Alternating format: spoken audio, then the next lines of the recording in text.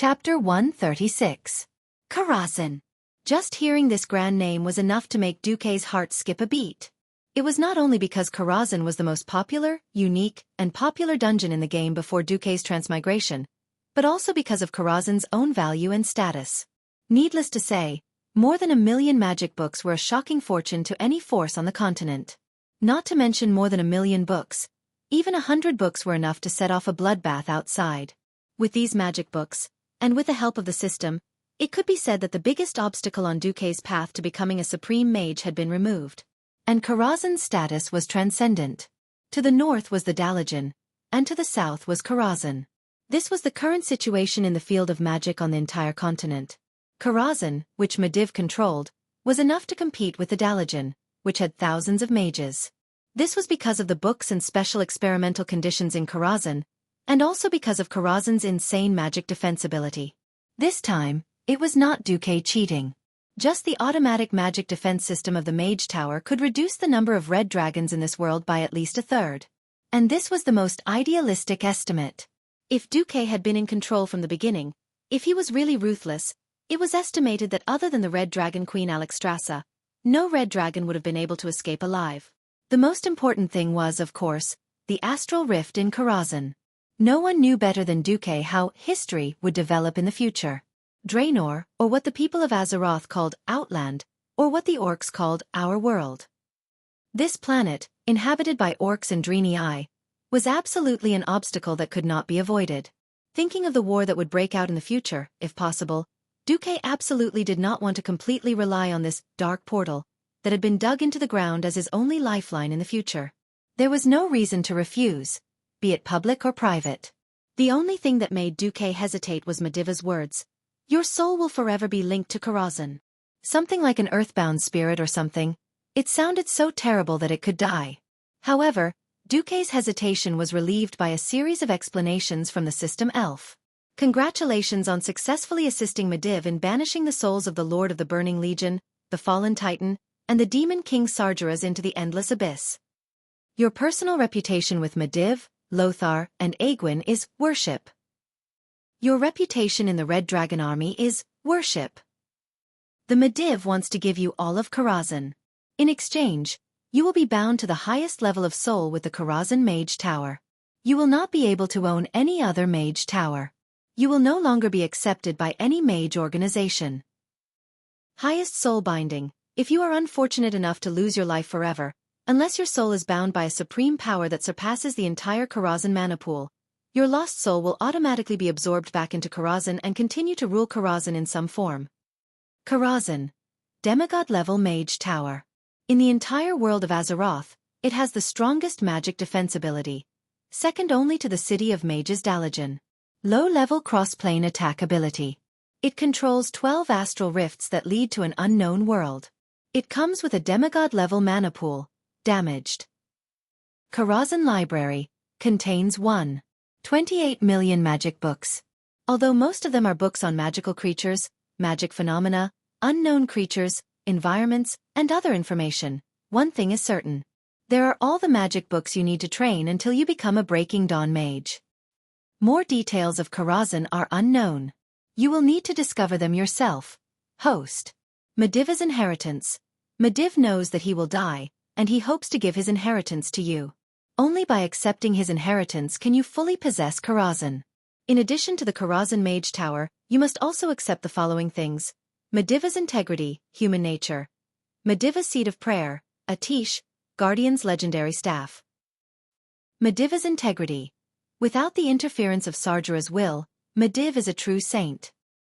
He possessed a heart of compassion and compassion that surpassed that of ordinary people. Inheriting his integrity will allow your human nature to surpass your original upper limit. You may do a lot of saintly actions from time to time, but you can use your will to forcefully suppress it. Or you can deliberately lose your soul to let your human nature return to a reasonable range. Medivh's seed of prayer. Medivh has loved the world of Azeroth and Stormwind all his life. He doesn't want to see you harm Stormwind, so when you receive his inheritance, a spiritual seed will be planted in you. As long as you don't become a heinous demon, the seed will only benefit you. Once you choose to join an evil organization such as the Burning Legion, the seed will take action against your soul. Please find out for yourself the specific situation. Atish, the legendary staff of the Guardian, epic level remodeling quest released. This artifact staff with immense power has not disappeared. Because Medivh used its power to force Sargeras into the abyss, this artifact exploded into more than 40 pieces.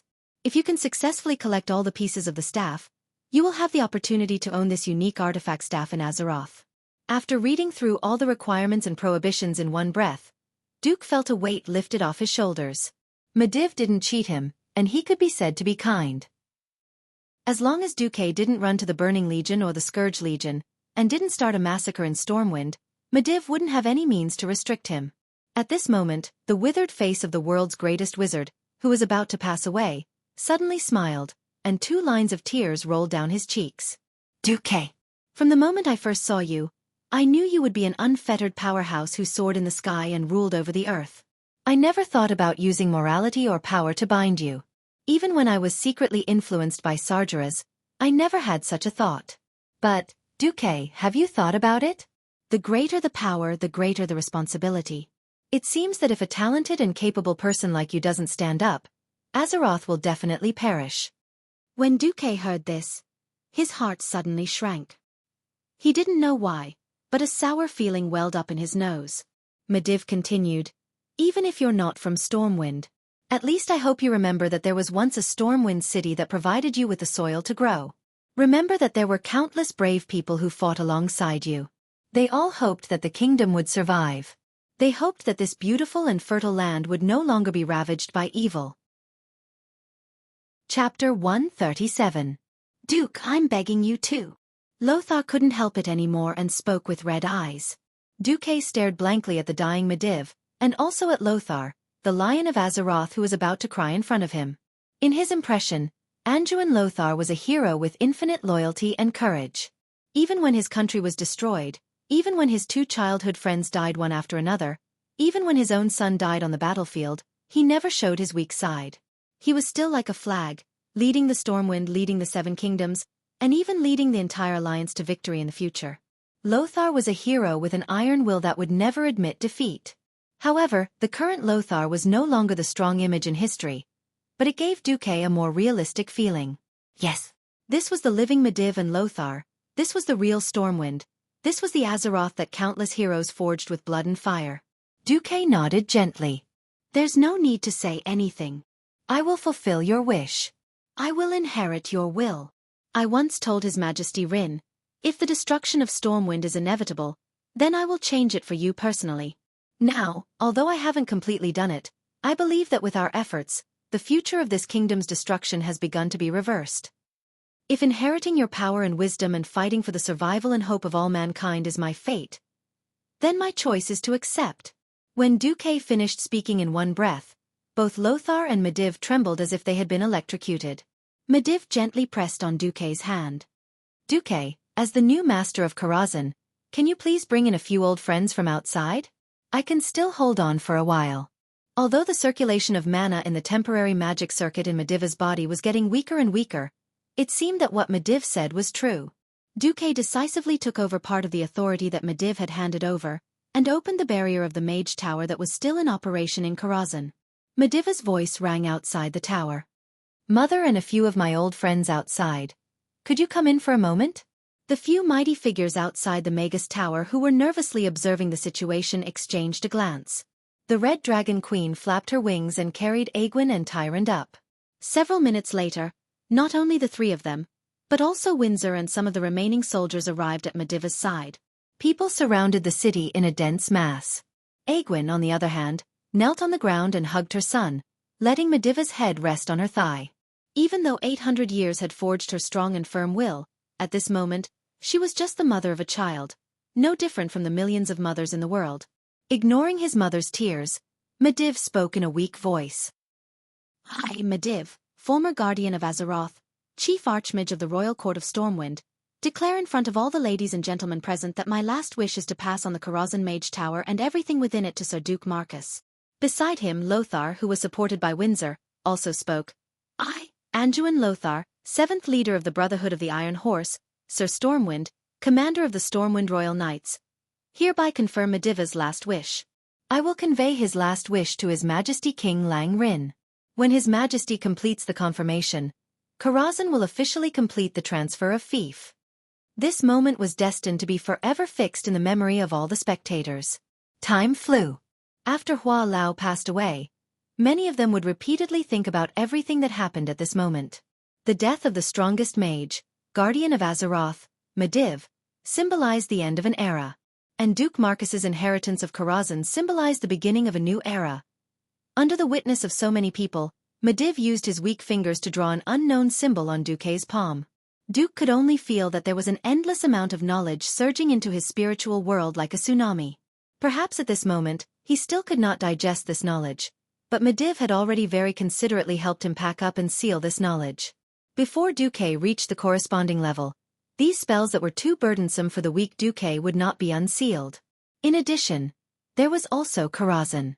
Similarly, a strange light lit up outside the whole of Karazhan.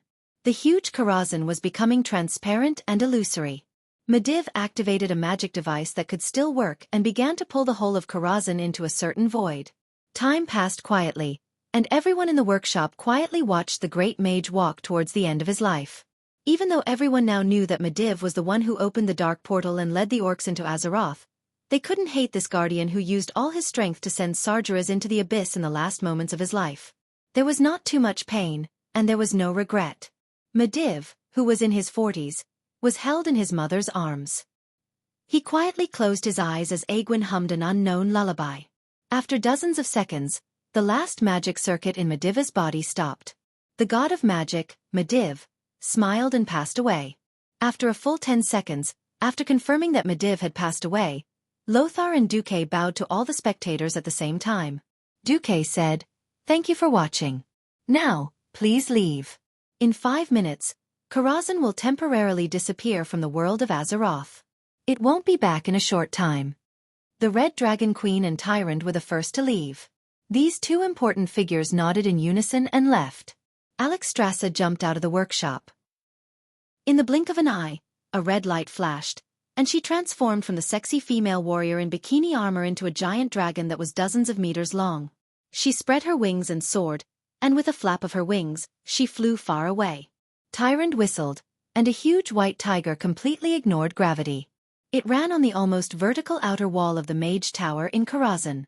Tyrant sat down gracefully, and the white tiger let out a long roar before running down the vertical Mage Tower in an equally illogical manner. Lothar and Windsor were the second to leave. Lothar asked, "You seem to be staying in Karazhan for a while. Do you have anything to say?" Duque thought for a moment. If there are no accidents, Stormwind City can hold out for a long time. But if it really can't, then retreat to Alterac or Rapid Hold. I have prepared everything.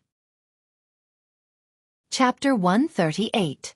Windsor looked at Duque, hesitating to speak. Duque spoke first. "I've proven myself. Now it's time for you to prove yourself." With that, Duque threw the King's Protector to Windsor. "Its name is the King's Protector," Duque said with a double meaning. Windsor's body trembled. He stood at attention, holding the sword in his left hand and punching his chest with his right. "I, Reginald Windsor, swear on my life that I will not let you down." Lothar frowned. "Duque, is there anything I need to know?" Duque didn't want to say it at first, but looking at Lothar's sincere and frank eyes, he still said, "Didn't you notice that we're missing someone?" "Garona." Lothar was speechless. In fact, Lothar had already noticed that Garona was missing. It should be said that Garona had been missing since Medivh caused the big explosion. Before Medivh died, he had personally told Lothar that he had also used magic to protect Garona. This gave Lothar a bad feeling. Medivh himself didn't have the memory of Sargeras dealing with Garona. He didn't know what Sargeras had done to Garona. Now that Duque had reminded him, Lothar was extremely vigilant. "You're saying that Garona is a traitor?" "I don't have any evidence. I just suspect that Garona is likely to be another Medivh. Remember, in a war, unless you have the ability to change the entire situation with your own strength like Medivh. Otherwise, your strength will be infinitely weakened. But it's in times like this that the importance of a leader is even greater." "Leader? Who else could it be?" Duque was clearly referring to King Lang. In Lothar's heart, even if Lothar died, there were still young people like Bolvar and Duque who could replace him. One had to know that Lang was the true pillar in the hearts of the people of Stormwind. However, because Lang was rebellious when he was young, he married very late. Lang had no siblings, so his only heir was Prince Varian Rin, who was less than 10 years old. As long as Lang died, Stormwind would definitely collapse. Lothar bit his lips hard. Mediva's death was an eternal pain in his heart. Now there's Garona? Although Noxus had a good impression of this straightforward and pure half-orc woman, it was at most the level of an ordinary friend. In that instant, Lothar almost had the thought of killing Garona the moment he saw her. Duque, however, put a hand on Lothar's shoulder, his eyes glowing. Lothar, don't forget your knight's oath. Besides, I have no proof. But don't worry, I've already prepared a backup plan. Perhaps His Majesty Lang would die one day, but he would not die at the hands of Garona. I swear. Thinking of his knight's oath, Lothar was infuriated. All right, I'll keep an eye on her. I swear I won't kill a kind-hearted woman unjustly. But I also swear to protect my king. Duque smiled. That's enough. Duque sighed inwardly. Aegwyn had just lost her son, so she definitely wouldn't want to lose her grandson as well. Just like in history, Garona, who had been sullied by Sargeras and Mediv, should now be pregnant with Mediva's child. Garona really didn't know whether to kill her or not. She was like a ticking time bomb. Lothar gave Duque a big hug. Come back when you're done.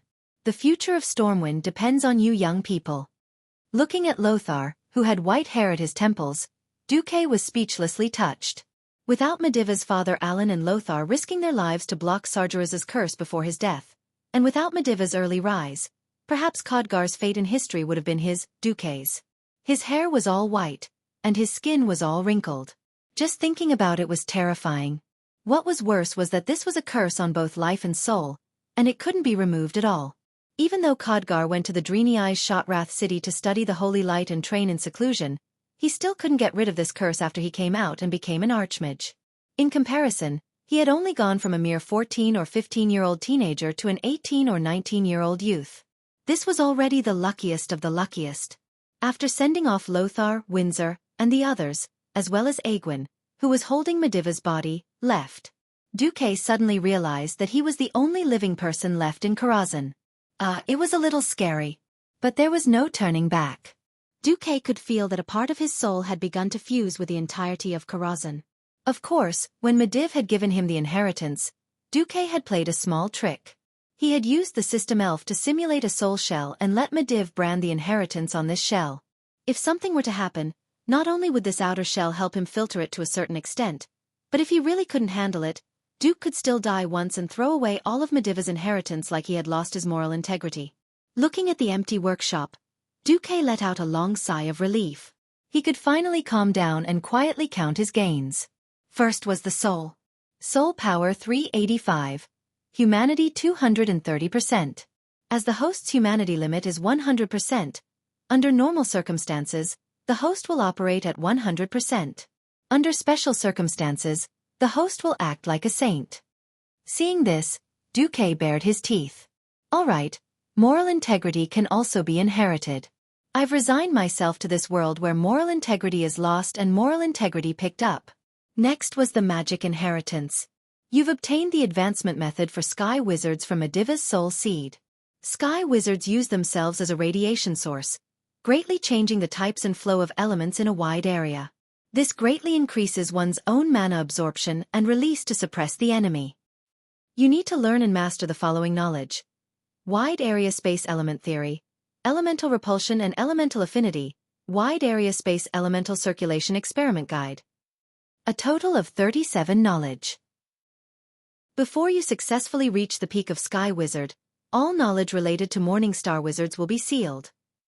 Duque's face turned pale. He did not think that he would be a research animal after transmigrating from a university. Lastly was Karazhan. You are currently soul-binding with the demigod wizard Karazhan. Before you completely control Karazhan, you cannot leave Karazhan in any form. You need to reprogram or rewrite the entire defense and surveillance systems of Karazhan. Also, because Mediv passed away in a hurry, many of the seals in dangerous areas were not completed. Please quickly deal with these 108 knowledge after learning Introduction to Space, Construction of Spatial Tunnel Models, 100 questions on how to deal with spatial crevices, and so on.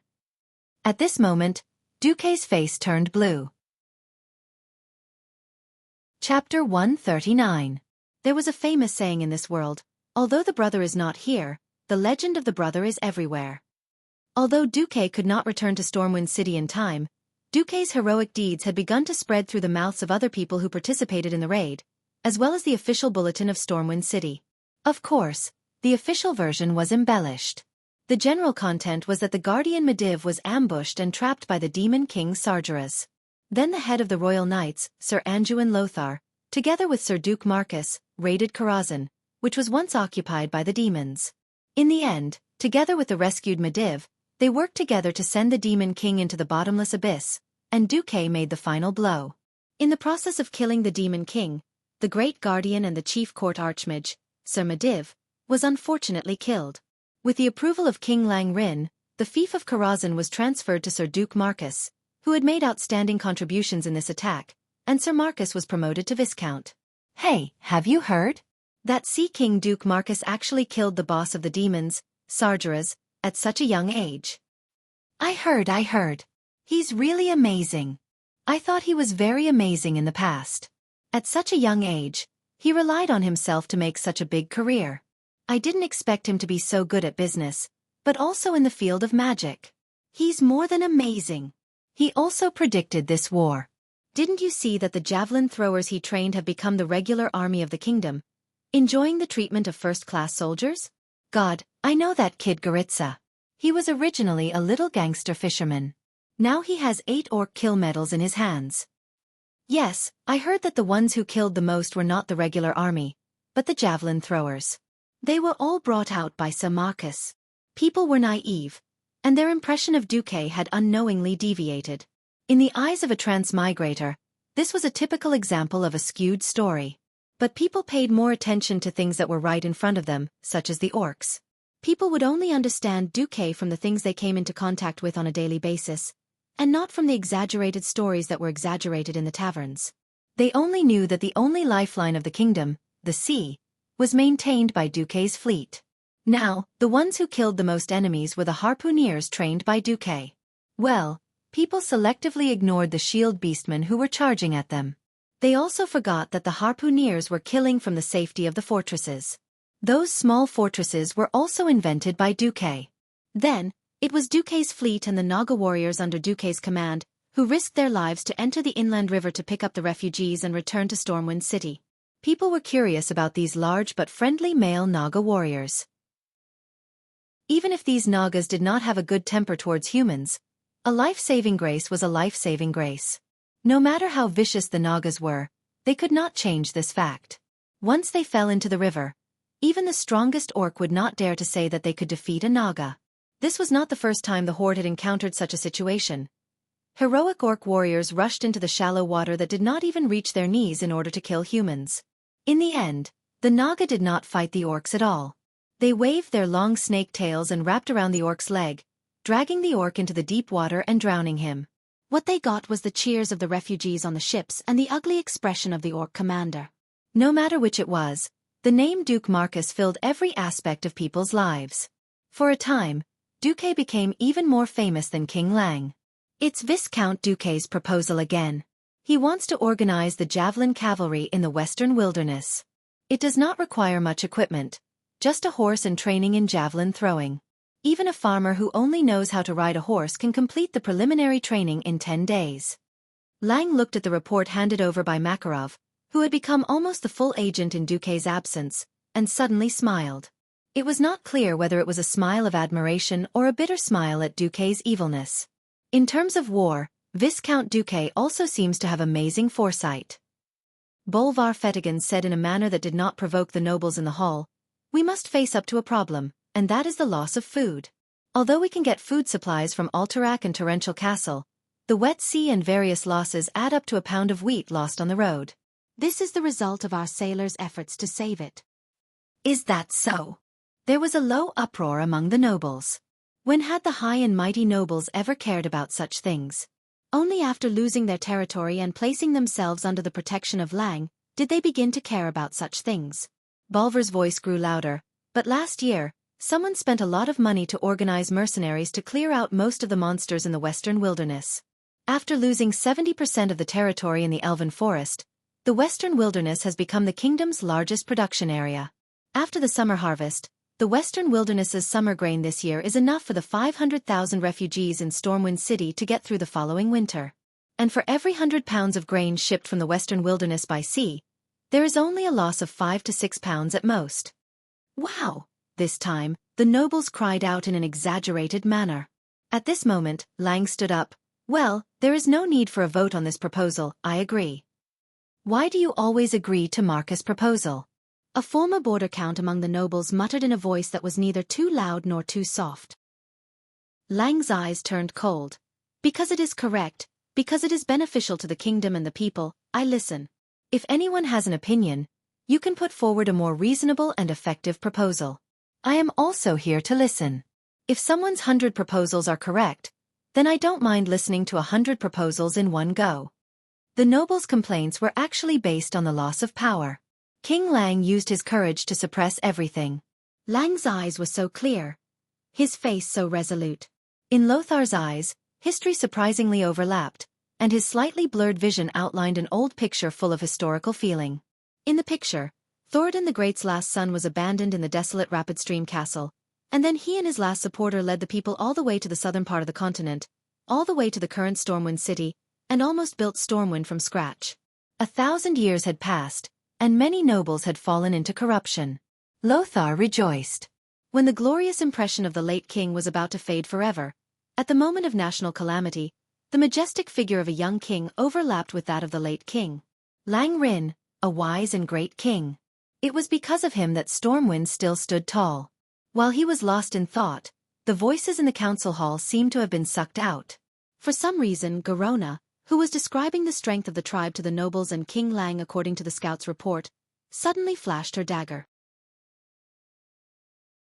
Chapter 140. Speaking of the participants in the Karazhan raid, Garona returned to Stormwind City before Lothar. Lang had always been puzzled about this. After Garona came back in a daze, Lang repeatedly asked about the situation, only to find that Garona's memory only lasted until she was knocked unconscious by Sargera's fear. Lang and Bolvar didn't blame Garona too much. On the battlefield, even the bravest knight might not be able to withstand a fear. If it was before the incident at the Dark Portal, Lang and Bolvar would have regarded Garona as a deserter. But now, countless battles had proven that if one didn't have a particularly strong will or skill, there was no way one could be immune to this thing.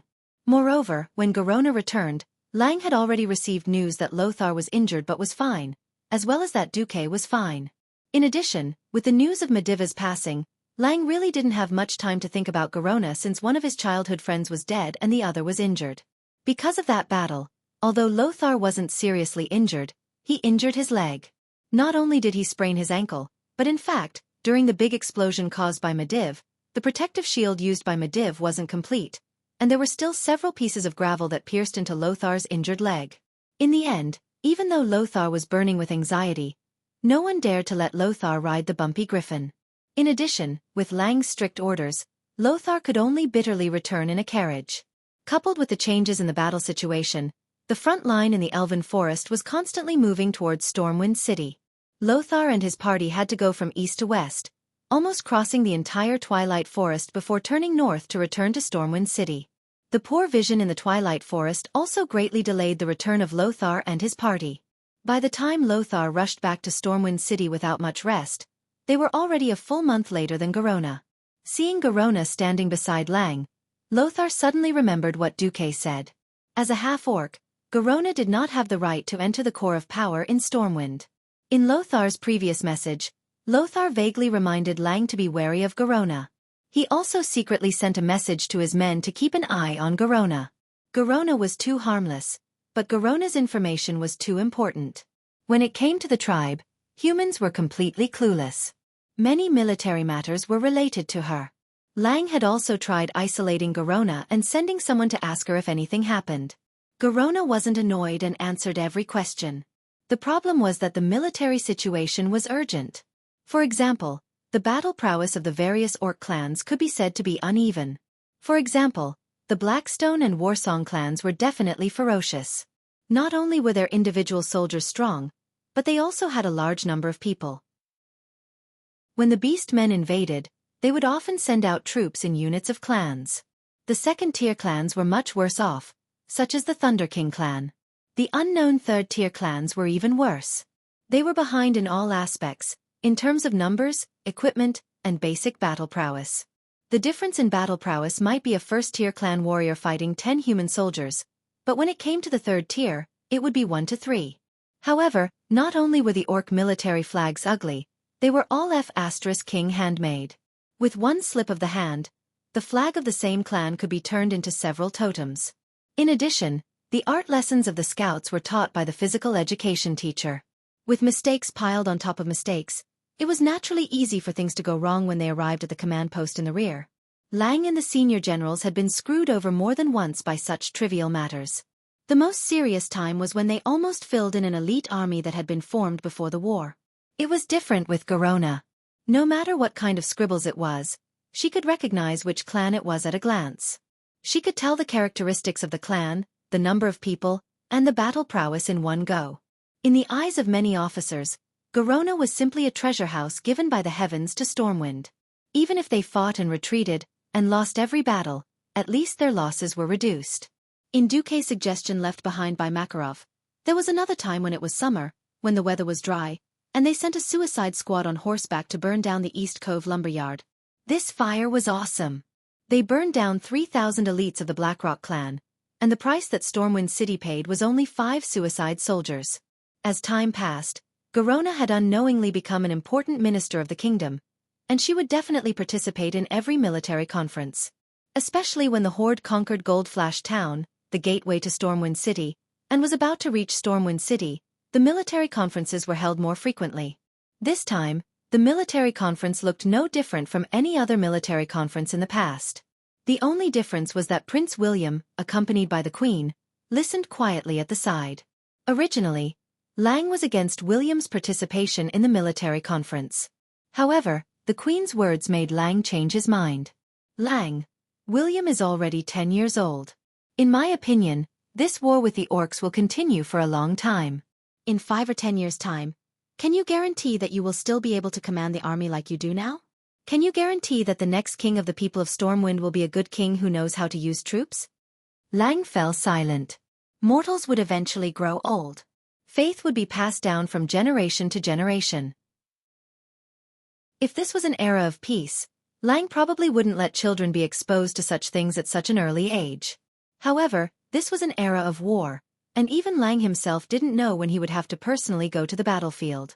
Swords had no eyes, and no one could guarantee that they would come back alive every time they went to the battlefield.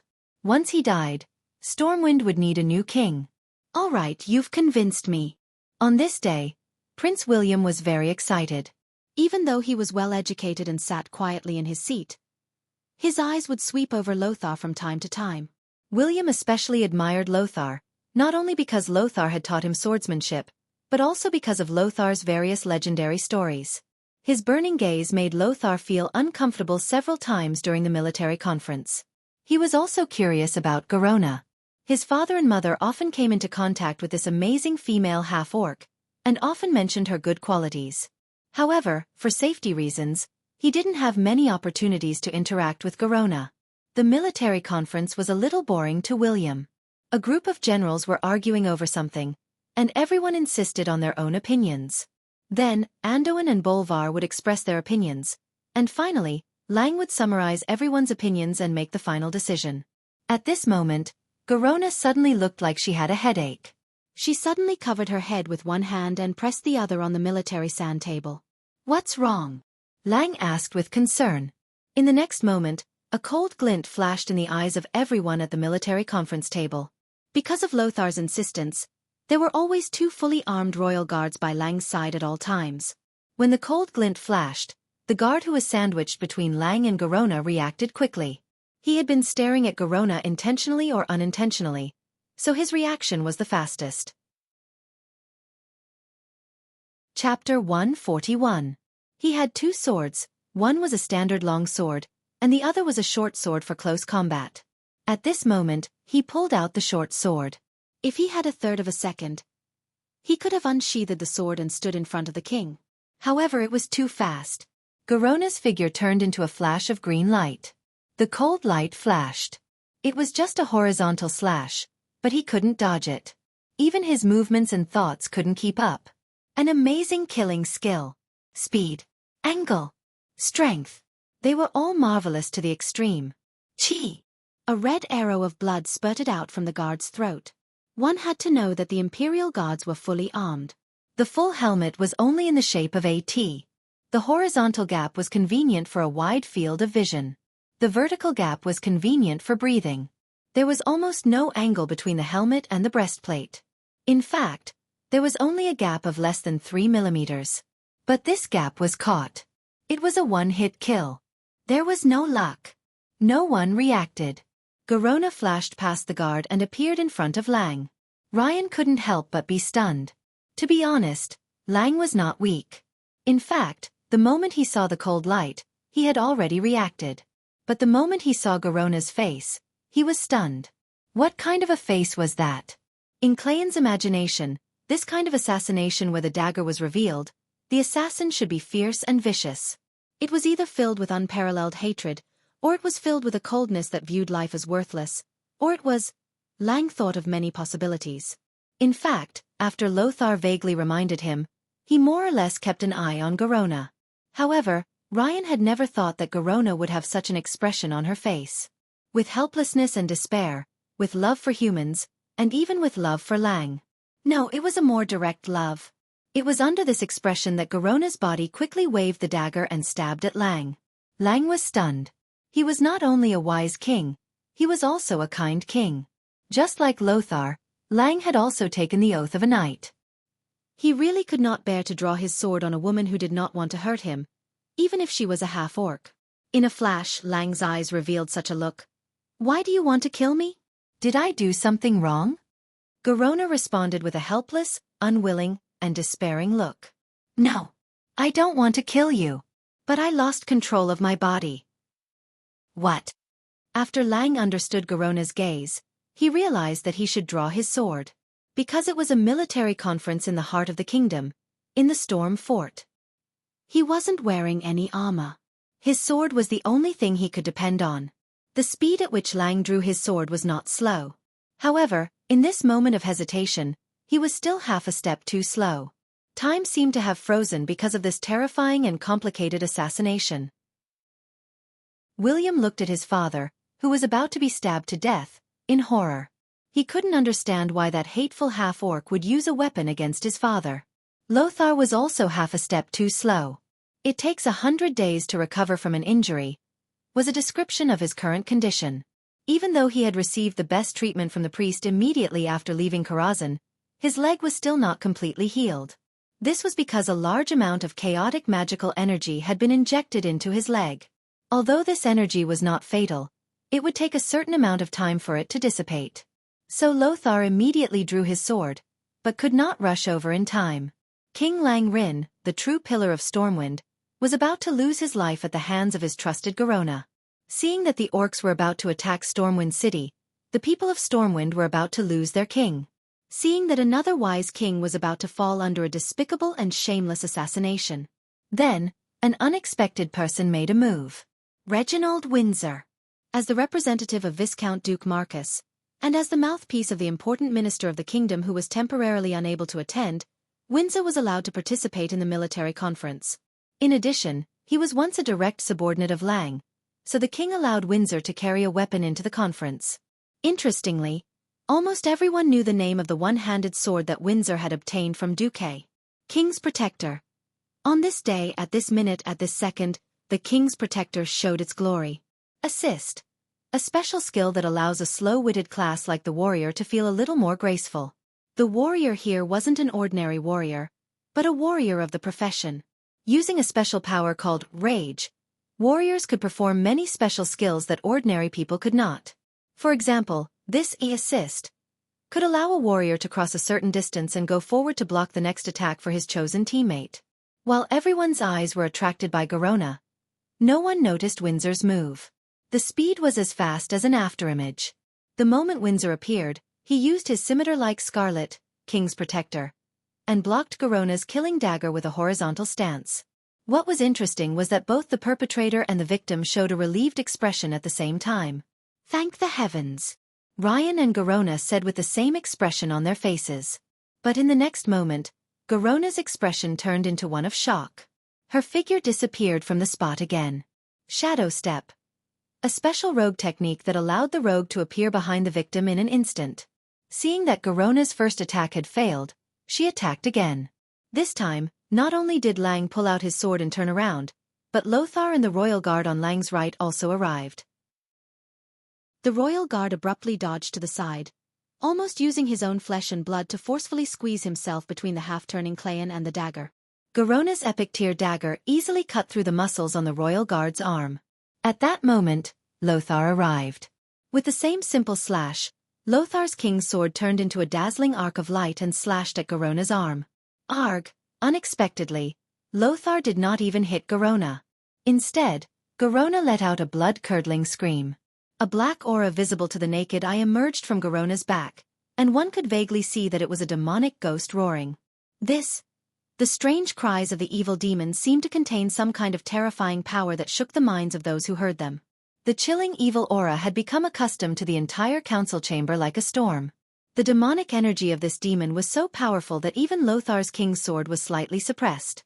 A dazzling flash exploded under Garona's feet. That was flash powder, a must-have item for rogues to use invisibility. Garona disappeared, but before she disappeared, she threw out a total of 7 daggers. This time, there was nothing he could do. Because the royal guard had charged too hard, he had already fallen. At this moment, Lang was completely defenseless. Lang did his best, but he only managed to knock down 2 daggers. The remaining 5 were all stuck in Lang's chest. Arg! Lang let out a blood-curdling scream. Garona disappeared, and everyone quickly surrounded her. Just when everyone was panicking, they found that Lang, who should have been mortally wounded, was not bleeding at all. The next second, Lang sat up straight. Chapter 142. A moment ago, everyone was pale with fright. The next second, everyone's faces were filled with infinite surprise. "Your Majesty, are you all right?" "Father," the young William almost cried. "I'm fine." Not to mention the others, even Lang was still in a state of shock. Everyone's curiosity was about to explode. After all, Lang was not wearing armor. He was only wearing an incomparably gorgeous short shirt with gold edges and a white background, as well as an inner shirt. The queen, who ran over in a hurry, knelt down and gently tore open Lang's outer shirt, revealing the secret inside. "This is..." Pairs of eyes widened as they stared at the inner shirt that actually resisted the dagger throw of a super-strong assassin. It was pure white like snow and exuded a faint cool aura. Noxus extended his hands, carefully put on thick gloves, and took off the daggers. He had to be careful, because thieves were a profession that liked to use poison. Frost web spider silk? Noxus was knowledgeable and recognized the material of the inner shirt. "This was given to me by Duque. He said it was Kevlar." Lang was still in a state of shock, and his mouth trembled. "I just think it's cool to wear." "Kevlar." Windsor came up and corrected him. "It was specially developed by Sir Marcus. It was woven with several magical materials, such as frost web spider silk, in a special way. Its defensive power is even greater than that of chainmail." There was an uproar among the nobles. So powerful. They all saw Lang's inner shirt. It was very light and very comfortable. They didn't expect it to have such powerful defensive power. After all, nobles could still protect themselves on the battlefield.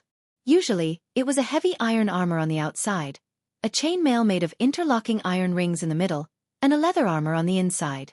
Such a way of wearing it would definitely have great defensive power. However, it was midsummer, and it was very hot. Often, after riding a horse around in the sun, one would feel as if he had been fished out of the water. Even if one wore the simplest leather armor, it would still be extremely hot. Now, Duque had actually invented such a light and high defensive shirt. This was really... No, even if I have to extort more money from that vampire, I have to get one back. This was the thought in every noble's mind. Lang heaved a long sigh. He looked at Windsor with a typical look of a survivor. Is it Duque's order again? Your Majesty is wise. Windsor sheathed his sword and lowered his head. If it wasn't for Duque's order, there was no way to explain Windsor's quick reaction. Windsor's reaction speed was even faster than Lothar's, who was vigilant day and night. With so many people around, Lang stood up and announced in a clear voice, I hereby announce that Duke Marcus is promoted to count for his meritorious service in rescuing the Emperor. And Reginald Windsor was made a knight. As soon as he said this, everyone cheered His Majesty's wisdom. Why was Duque only promoted to Viscount after killing the demonized Medivh? Wasn't it because a bunch of nobles were obstructing him? He gave a lot of reasons, saying that young people were spoiled, and said that Duke's background was unknown. Now, even though Duque wasn't around, Duque's products and Duque's men still came to the rescue. There was no reason to refute, so they could only pinch their noses and accept it. Who asked you to not have the ability to rescue the Emperor at the first instance? Since ancient times, this kind of meritorious service was the fastest way to get promoted.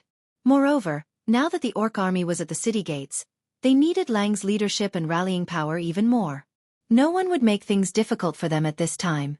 Looking at everyone praising Duke, the young William's eyes lit up like a starry-eyed groupie. Unknowingly, this Duke Marcus, who wasn't much older than him, had already become another idol in William's heart. Today, be it the Orc's capriciousness or Duque's strategizing and ability to control the situation from 1,000 miles away, they both left a very deep impression on William. William couldn't compare Uncle Anduin, whom he admired the most, to Duke. That was because the two of them were completely different types of heroes. Anduin was valiant and full of manliness. He was brave, decisive, and determined. He would never lose confidence and courage at any time, inspiring everyone around him. On the other hand, Duque was wise and resourceful. He was proficient in business, invention, and battle strategies. He was full of mysterious aura and powerful magic. He didn't lose his courage either. Previously, someone had said that Anduin Lothar and Duke Marcus were like two walls in a stormwind. William didn't believe it at first, but from today onwards, he made a small decision. At this moment, what was Duque, who had unknowingly been pushed to the peak of the storm, doing? Unfortunately, he was bickering. What the hell? Why are you so stupid? Oh my god, how did you become an earth mage? Even a Dalajan apprentice who isn't even 10 years old has learned this basic magic knowledge. How can you not know? Yes. I'm a rogue mage from an unorthodox background. Teacher Khadgar, please teach me well. Bright light gathered from all directions. Strands and strands of light intertwined to form a blue, semi-illusory human figure. Arcane energy gushed out from the magic circle beside Duke, and in an instant, the entire human figure was filled to the brim. This person, who was still a little translucent, used his right hand to remove his hood, revealing a rather young face. He was the former secret agent of the Tirisfal Council, the apprentice of Medivh and Khadgar, who would have become one of the strongest magic gods in the future if he hadn't died. Just as Medivh had said before his death, Khadgar was indeed a good helper. The first and simplest thing was that when the entirety of Karazhan was pulled into the void by Medivh's spell, the first thing Duque discovered was that he actually had no food. If the great hero who had killed Sargeras and inherited the legacy of the greatest mage in the world, Medivh, Duque starved to death in Karazhan, it would definitely be the biggest joke in all of Azeroth. The empty, lonely, and cold Duque almost drove himself crazy. Fortunately, he remembered that he still had Khadgar. Thus, after paying 5 soul power through the system elf, Khadgar came back to life, in a ghostly state similar to Aaron's shadow. Khadgar still had his own reason and could still cast spells. Unfortunately, all of his soul power had to be supplied by Duque. If Lord Duque was unhappy, it would only be a matter of minutes before he extinguished Khadgar's soul. Of course, Duque would not allow a talent like Khadgar to just disappear like that. Thus, after some inhumane bargaining, Khadgar became Duque's butler in Karazhan, a teacher in the field of magic, a hired thug, and cannon fodder. To outsiders, Khadgar had to call Duque master. Internally, he still had to call Duque master. Alright, to a certain extent, Khadgar was no different from a slave beast. Chapter 143. How strong was Khadgar? It was hard to tell now, but in the future history, Khadgar was the hooligan who could instantly teleport hundreds of people, easily blow up bridges and dams, and was a master of ice, fire and magic. He was the king of hooligans, the king of hooligans. Perhaps it was because he was too strong that countless of his teammates died. Actually, it should be said that Khadgar's enemies were very strong, but Khadgar was even stronger. However, his teammates were not strong, so Khadgar survived while most of his teammates died. So what was Khadgar doing now? Well, he was baking bread for Xueqi. There was nothing he could do about it. Because Windsor had led his troops to attack the lower two levels of Karazhan, Hunter Atuman and Butler Moros had turned the world upside down. In the end, most of the food reserves had been destroyed in this battle. There was not much food in Karazhan to begin with, and now there was even less. The only good thing was that Khadgar had been here for a long time and had struggled to survive for a long time. It was not wrong to say that he had struggled to survive. Karazhan was too big.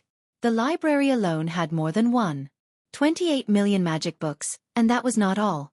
After taking over Karazhan, Xueqi found out that other than magic books, there were also more than 3 million books of various types. The library was the size of a football field, and there were as many as 3 digits. This was a very bad joke. Khadgar had once tried to eat, but because Butler Moros's servants could not find him, Khadgar had almost starved to death in the library. People were forced to do so. Khadgar had also been forced to learn the strange skill of hiding wheat, cutlery, or baked bread everywhere. As a library, and with the special spatial structure of Karazhan, every room was ventilated and dry. Khadgar had actually gone around a few times and found food that was not contaminated, enough for Xueqi to eat for a few months. However, there was no salt or oil, which made Xueqi want to die. How many months have you been eating this? Xueqi pointed at the things that could be called food. No, I forgot how long I've been eating for. Anyway, I can read and fill my stomach, Khadgar replied. Xueqi's face fell. As for you, Master Xueqi, I really don't understand you. Why are you so relaxed in areas that mortals can't do, but often get stuck on small mistakes that even a mage apprentice wouldn't make? Khadgar found an oven to bake bread while watching Xueqi fiddle with the giant golem. That's right. Why do you have to call this golem the curator? This is love. Feelings. Young man, understand? What kind of library has such a fierce librarian? Khadgar muttered softly. There were far too many things that Khadgar could not understand. First of all, he didn't understand how Xueqi was able to take over the curator's control right under the Mediva's nose. To him, it was unthinkable to snatch a specially made golem from the hands of a more powerful mage. However, Xueqi could not explain to Khadgar that he was a transmigrator. How do you explain the principle of automatic control? How do you explain the gate of no and no? This was not something that could be understood with a simple explanation. Just like how Xueqi did not understand the basic theory of Azeroth, Xueqi could not explain to Khadgar this professional theory that was based on modern mathematics, electronics, and a series of other sciences. Not to mention Khadgar, anyone who was not in this line of work before transmigrating would not even have heard of these terms. Thus, in Xueqi's eyes, the anti-control seal that Mediv had placed on the curator was a joke. At that time, when he was in his soul form, he did not need to care about the highest control system. He only needed to modify a few feedback and basic control circuits to bypass Mediv and directly control the curator. This allowed the curator to attack at a critical moment. Similarly, in Khadgar's eyes, Karazhan's incomparably complex magic net system was just something that needed some time to be straightened out in Xueqi's hands. In the original history, because Karazhan had lost the will of its master Mediv, it had sunk deep into darkness. The Karazhan Tower had sealed itself and cut off all contact with the outside world. Now, Xueqi had sorted out the countless unknown magic net energy lines that had gathered here step by step. As long as Xueqi wanted to, it was only a matter of time before Karazhan saw the light of day again. Xueqi also knew that the battle outside was going on fiercely, and he wanted to go out and help as soon as possible. However, if Karazhan was not sorted out, if the Burning Legion set up a portal here or something, it would be a big problem. Thus, Xueqi could only dig through the books while cleaning up Karazhan. On this day, the system elf finally sent a notification. Congratulations! Host. The system has stabilized the first and second levels of Karazhan based on your newly acquired spatial knowledge. You can initiate a cleanup operation on these 2 levels. Okay. Duque stood up. Khadgar, time to work. Work. I've already stabilized the first and second levels. It's time to clean them up.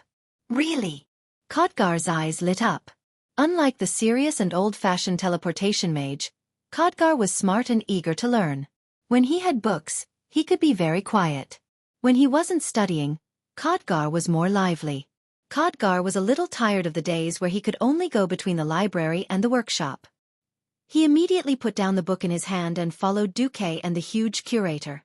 After passing through the blue portal that looked like an illusory mirror, after a short period of weightlessness, a man, a ghost, and a golem arrived at the first level of Karazhan. Your Excellency Marcus. A whisper suddenly came from the darkness. Huh. Duque was slightly surprised. In Duque's impression, the first level was Karazhan's horse shed. When the players in the game came to the horse shed, they only met ghost coachmen and ghost warhorses. No one would ever call Duque that. Looking in the direction of the voice, Duque understood. It was a translucent soul. His illusory soul wore the iconic Stormwind city armor, and he held a lion head shield and a standard long sword. Obviously, he was an elite soldier under Lothar who had died in Karazhan. You are? I remember you, Michael. Yes. That's great. Your Excellency still remembers me. I'm Michael Jonathan. Michael seemed to be very happy. Yes, I feel like my master. What happened? Am I dead? Where's Mediv? Where's Sargeras? Michael's questions were like a machine gun, and Duque patiently answered them one by one. I won. Then I have no regrets. It's a pity that it turned out like this. Michael's situation triggered Khadgar's sadness. The 2 ghosts had the same expression. Chapter 144. I don't know if a ghost will be reborn as a baby after being decomposed, but if you think it's a pain, I should be able to erase your soul. For some reason, a 3D model of Karazhan appeared in the system prompt. In the first layer, Michael's name was clearly shown. On Michael's note, in addition to unable to leave Karazhan, it also clearly stated that there was an option to erase the soul. For some people, existing in the form of a ghost might be a form of torture. So, Duque gave Michael a choice. Michael looked at Khadgar, who was also a ghost next to Duque. What about you? I've seen you before, Mage Khadgar.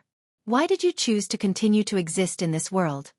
Khadgar was stunned for a moment before replying, I don't think I've lived long enough. There are too many new things in this world that I haven't seen yet. As long as I'm allowed to browse through the books of Karazhan, there's nothing wrong with being Master Duque's servant.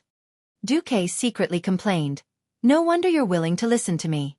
It turns out that the books are your master. Michael thought for a moment, then turned around and bowed to Duque. How about this? If there's nothing you need me for, then I have nothing to miss since I sacrificed myself to protect Stormwind and Azeroth.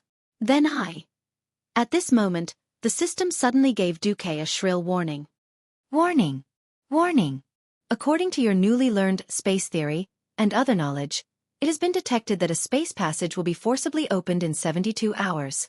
After calculations, it is a 92.7% match with the demon army that Sargeras summoned. According to the energy level of the spatial passage, it is estimated that there will be more than 100 low-level demons and no more than 5 mid-level demons attacking. Then, an unusually bright red countdown appeared on top of Duque's retina. Duque's expression changed immediately. Holy *T. I knew there was no such thing as a direct route to becoming a mage. Mediv had built a mage tower in Karazhan for 2 reasons. On one hand, it was convenient for research, and on the other hand, he had been silently guarding this world as a guardian. As the price of changing history and inheriting Karazhan, Duque had to take on the task of protecting Karazhan. In history, the Karazhan secluded themselves. This largely prevented monsters from coming to Azeroth through Karazhan and harming the people there. That saying was true. With great power comes great responsibility. Duque's right hand was infused with arcane energy. He gently placed his hand on Michael's shoulder. He was righteously bluffing. No. He was preaching about the power of holy light. Michael. If you want to find the meaning of existence, then I have a very, very important mission for you here and now. What? Michael was a little stunned. In his mind, he had just killed Sargeras, so there shouldn't be any big enemies. Xueqi's voice suddenly became upright, and his voice was filled with surging passion and incomparable determination. His eyes were burning, and there was even some kind of divine radiance surging on his body. Protect this place. Within 3 days, a group of demons will open a space channel and attempt to occupy Karazhan as a springboard to invade the world of Azeroth. They will harm our family, friends, and the people we love the most. Can we allow all of this? No. Absolutely not. We can endure loneliness, we can endure hunger, we can endure fear, but we definitely can't endure the people we love, the world we love. At this point, Xueqi's voice suddenly rose an octave. Michael Jonathan, are you willing to protect the world with me, to protect all of humanity? His thunderous voice echoed throughout the first level of Karazhan. In that case, please allow me, Gala Donald, to join you. A voice suddenly sounded from the depths of the stables, and another soul wearing the armor of a Stormwind soldier appeared. Count me in. Count me in too. The souls of the elite soldiers who had sacrificed themselves in Karazhan walked out from the darkness of the first and second levels. Yes, they had sacrificed themselves for the future of the people of the kingdom. Unfortunately, because of the characteristics of Karazhan, their souls were also bound here. They could not fall into hell, could not go to heaven, could not return to earth, and could not see their loved ones. Perhaps, this was a kind of torture. However, at this moment, they had found a new meaning for their existence. To protect Karazhan, to protect the world. Looking at the option in the system prompt, do you want to pay 10 soul power to transform the souls of 72 elite soldiers into Einherjar? Xueqi decisively clicked, yes. A bright silver light lit up from Xueqi's palm, and he gently brushed it in the air. Spots of silver light scattered on the souls of these elite soldiers. They were pleasantly surprised to find that their souls, which had become dim and showed signs of dissipating, were beginning to solidify at a high speed. The long-lost sense of touch returned to their bodies. Even though their bodies still looked a little translucent, at least this was an unexpected and pleasant change. There was no heartbeat, but there was a strong pulse from every corner of their bodies. They did not need to breathe, but they could smell the long-lost fragrance from their nostrils. Sight, touch, taste, smell, feel. These things that they had once taken for granted would only feel incomparably precious when they lost them. Every soldier's face showed surprise. Then, their expressions quickly became determined, and they quickly lined up in 3 rows. Michael, who was in the lead, pulled out the long sword that he had worn when he was alive and said loudly, "Salute our new master, the new guardian of the world, His Excellency Duke Marcus." Swoosh, swoosh, swoosh. They pulled out their swords neatly, causing the dark stables to light up with a dazzling cold light. Bang, bang, bang. The Einherjars hit their shields with their swords, and there were bursts of high-spirited hitting sounds. The entire first level of Karazhan seemed to be trembling. No, this was not just a tremor. This was already a roar. It was not just the shouts and hits of these elite soldiers. It was as if every corner of Karazhan, every brick, and every pillar was emitting a low and ancient sound. They resonated as if they were responding to the will of the Einherjars, responding to their determination to protect the world. With the same excitement, Xueqi looked around at these Einherjars, and a satisfied expression appeared on his face. All right, brothers, let's go all out. Let's tell those damned demons that this is Azeroth's territory, not their playground.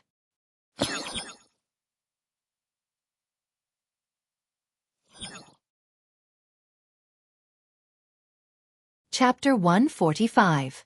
Xueqi knew very well that he could not stay in Karazhan forever. Outside, Stormwind City was being besieged, and the green tide of orcs was wreaking havoc on the entire continent. No matter how he looked at it, he had to hurry back as soon as possible. The task of defense could only be left to helpers like Khadgar and Michael. Although the Einherjars might be of a higher level than the original elite soldiers of Stormwind City, dealing with demons was like dealing with orcs.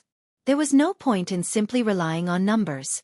As long as it was not someone like Noxus who had entered the realm of heroes, no matter how experienced an elite soldier was, they would not be able to win against a demon.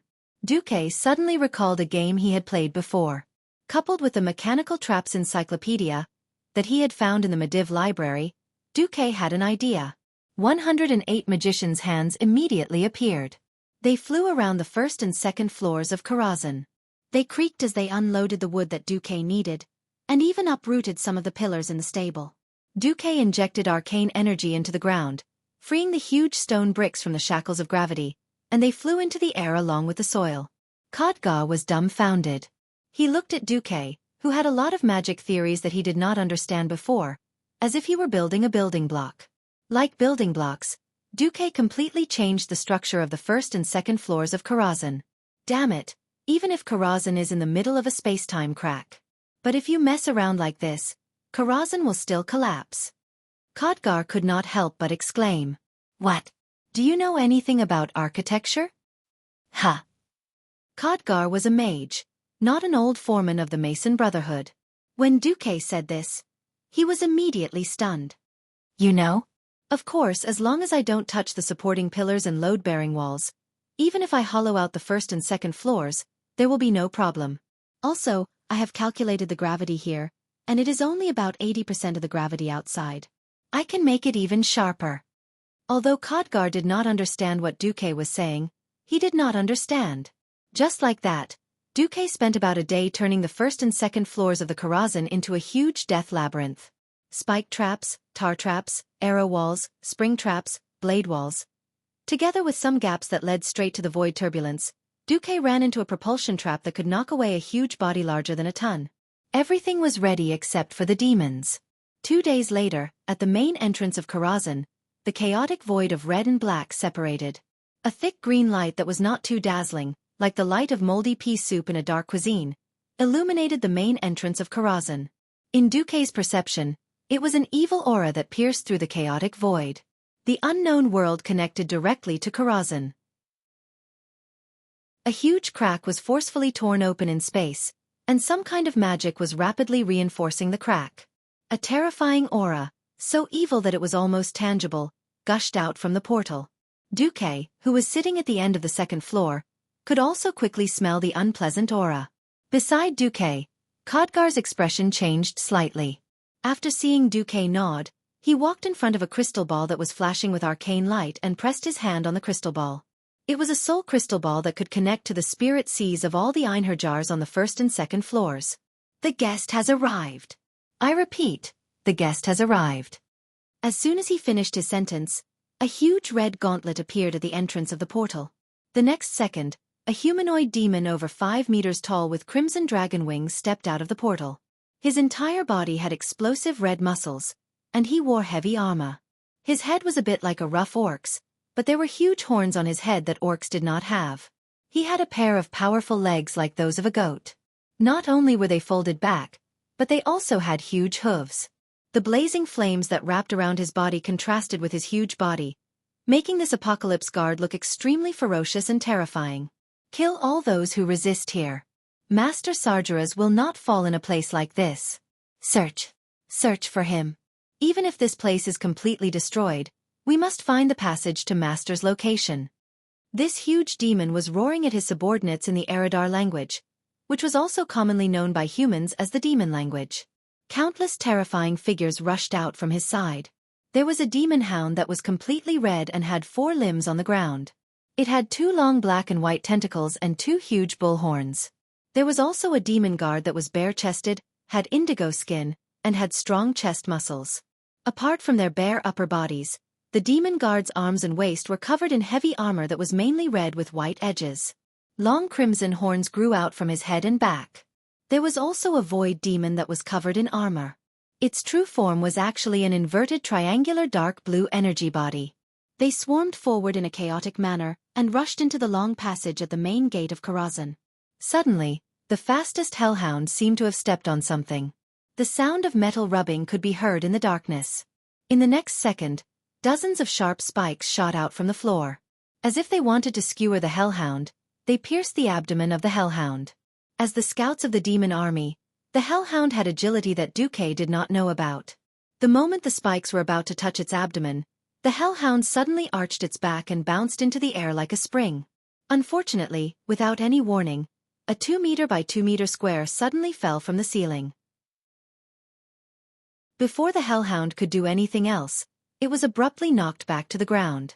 Chi. The sharp metal spikes ended the hellhound's life.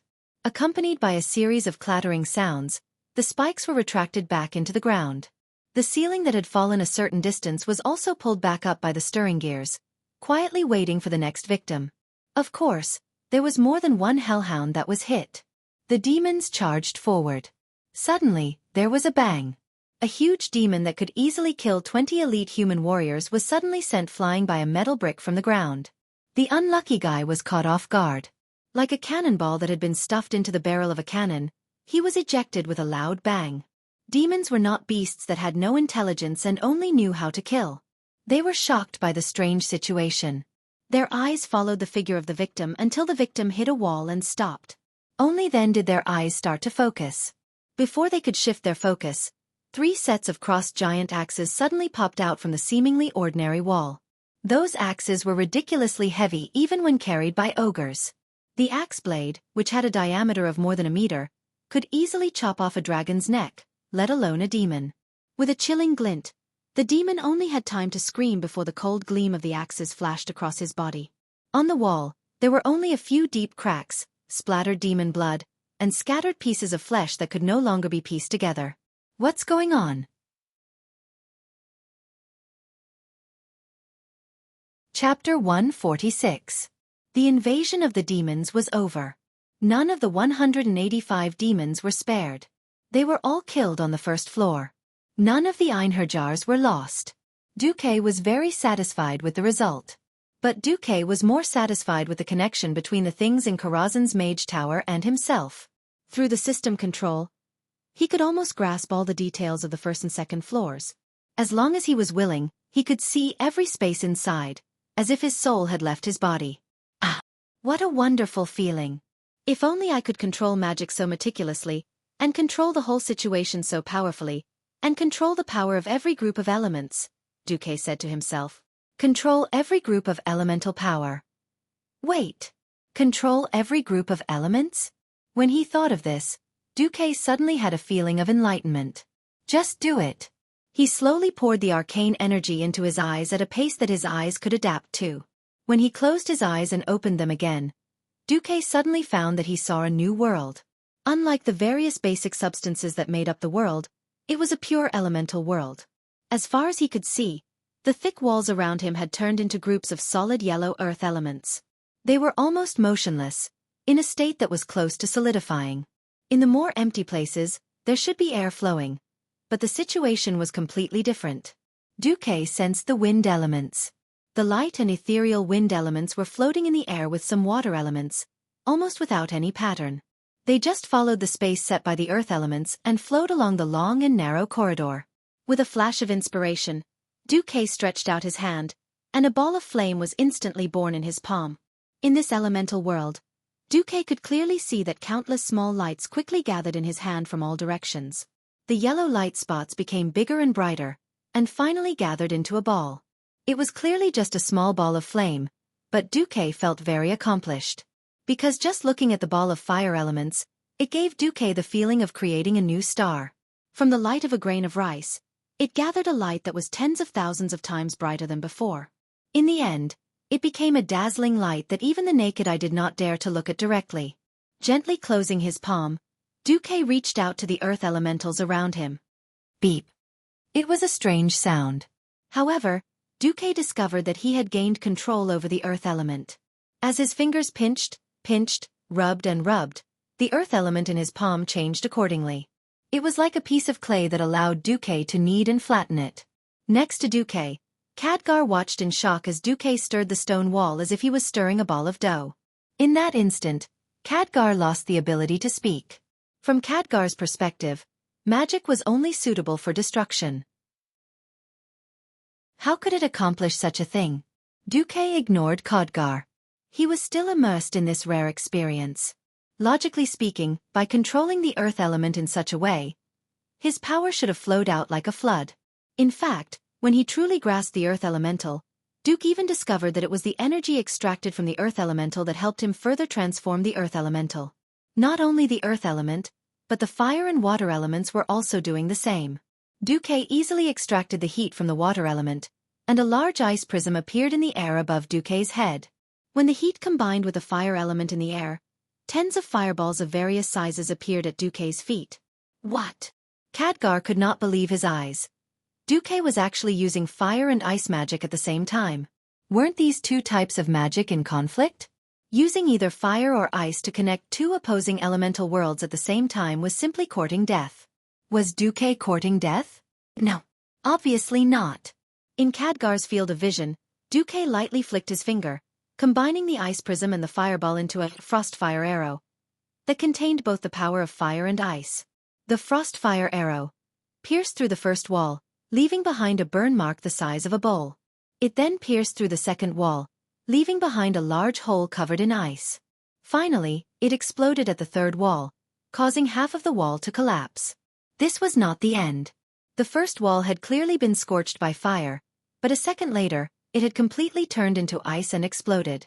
The second wall was the exact opposite. What exploded from the ice crack was a blazing magma-like flame. Khadgar was completely stunned. How is this possible?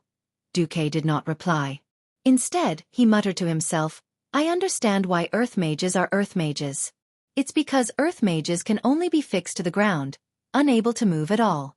They can only passively receive power from their surroundings. But sky mages are different. Everything in the sky can be used by them, changed by them, created for them and destroyed for them. Thus, sky mages are the rulers of the entire sky. As the word ruler was spoken, Xueqi felt that in his spiritual world that had been lost for a long time, in that dark and chaotic world where he could not find his way forward, a bright light seemed to flash. That light was like a spark that set a prairie ablaze, splitting into two into four, splitting endlessly. In just a moment, Xueqi's entire spiritual world had been lit up. And the endless flames had finally heated up the entire spiritual world. Brighter and brighter. Hotter and hotter. Then, the illusion of light in the spiritual world shattered, turning into information that Xueqi could understand and the system elf could accept. Countless green lights and characters appeared on Xueqi's retina, finally turning into a line of extremely eye-catching green characters. Congratulations, host. You have successfully become a sky mage. Xueqi suddenly realized that this was the legacy that Medivh had left for him. If he did not accept Karazhan, he would not have started to modify space. If he did not modify space, he would not have had a deep understanding of space. Without this understanding, he would not have been able to advance. This was not something that any book could teach him.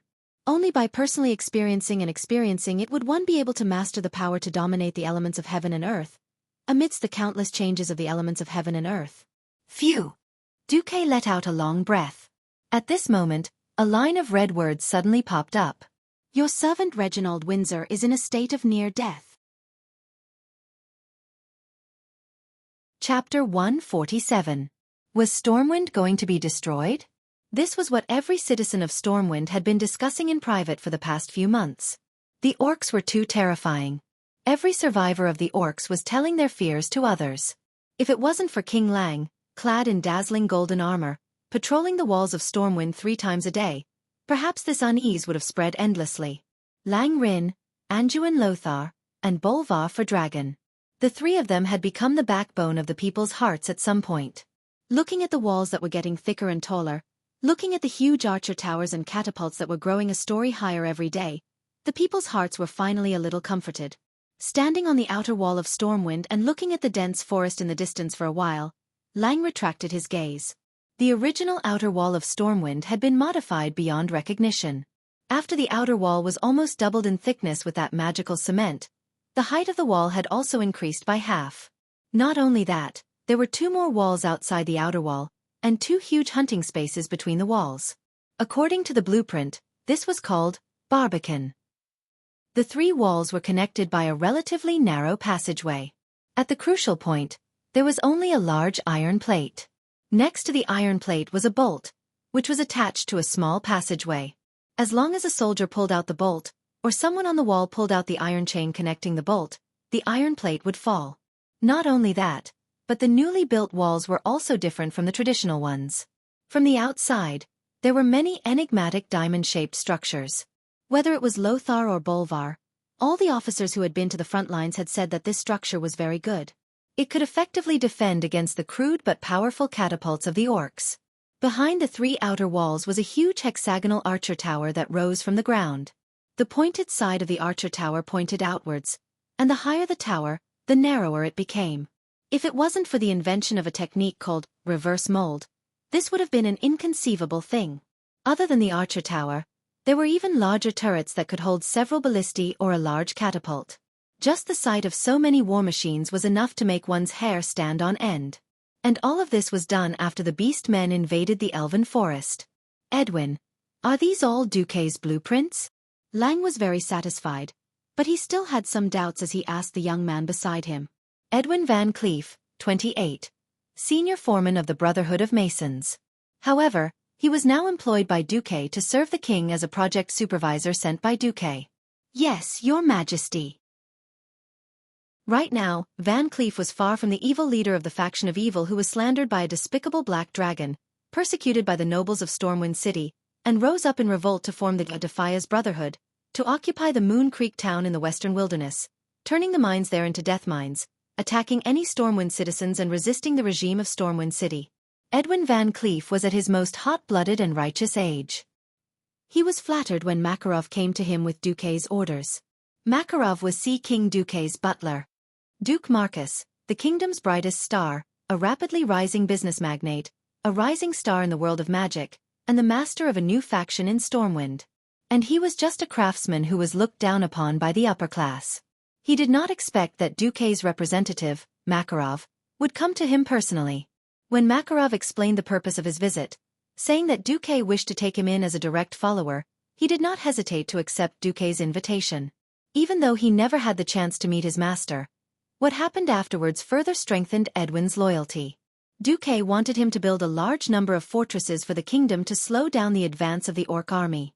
He also wanted to modify Stormwind City's defense system. The pay was ample. Xueqi paid for all the wages in advance. Gold coins, high-quality white bread, or delicious fish. When these choices were placed in front of Van Cleef, he almost cried on the spot. Due to the influx of refugees in Stormwind, the supply of daily necessities had become difficult, and these 3 items were urgently needed by the impoverished Mason Brotherhood. Coupled with the national crisis, the craftsmen burst forth with 200% enthusiasm, almost forgetting themselves as they worked. Countless people fainted on the construction site, but not a single one of them complained. Xueqi also fulfilled his promise, sending out ships to send off the families of the craftsmen. Generally speaking, the earliest batch to leave was a treatment that only the nobles could enjoy. After sending off his beloved daughter, Vanessa, Edwin became even more loyal to Xueqi. King Lang did not know about these small matters, but he was pleased to see Edwin's fanatical loyalty. He patted Edwin's shoulder. You did well. The outer wall is done. Go work on the inner wall. The orcs are coming soon, and the next step is the warrior's domain. Yes, your majesty. Not long after, a gust of wind with a fishy stench suddenly surged out of the forest. The turbulent air swirled, carrying sand and weeds into the air. They gathered together to form a huge gust of wind. The gust passed through the flat forest and rushed towards the outer wall of Stormwind, blowing up leaves and sand so hard that the warriors could not even lift their heads. At this moment, everyone could not help but shield their eyes with their hands. They let their hair sway in the gap between their helmets and heads, and were shocked to see the green that appeared in the forest with a gust of wind. The surging green brought with it the sound of thunderous footsteps. Countless different kinds of green filled the entire forest. It was like an army of ants that covered the mountains and plains. They converged into a river, and the river then turned into an ocean, pouring out of the forest. The thick green tide rolled endlessly, and the orcs squeezed out of every crevice in the forest like a frenzied tide. Every nook and cranny of the forest began to surge, and an ominous green color was reflected in the eyes of every soldier. What followed was the sound of war drums and bugles that sounded like rolling thunder. For the sake of battle, all the trees within a kilometer of the city wall had been cut down. But the green tide of orcs had squeezed a full 800 meters of open space in their field of vision. In front of them was a tall green-skinned orc, carrying 2 huge beast skeletons on his shoulders. He was riding on a warg, which was the largest among all the other wargs. This warg was even more majestic than the largest bull humans had ever seen. The warg raised half of its body and howled at the sky, its pure black mane spreading in the wind. It looked fierce and awe-inspiring. Oh woo!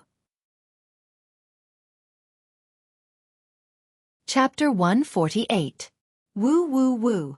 For thousands of years, the wolves had been communicating with each other by howling.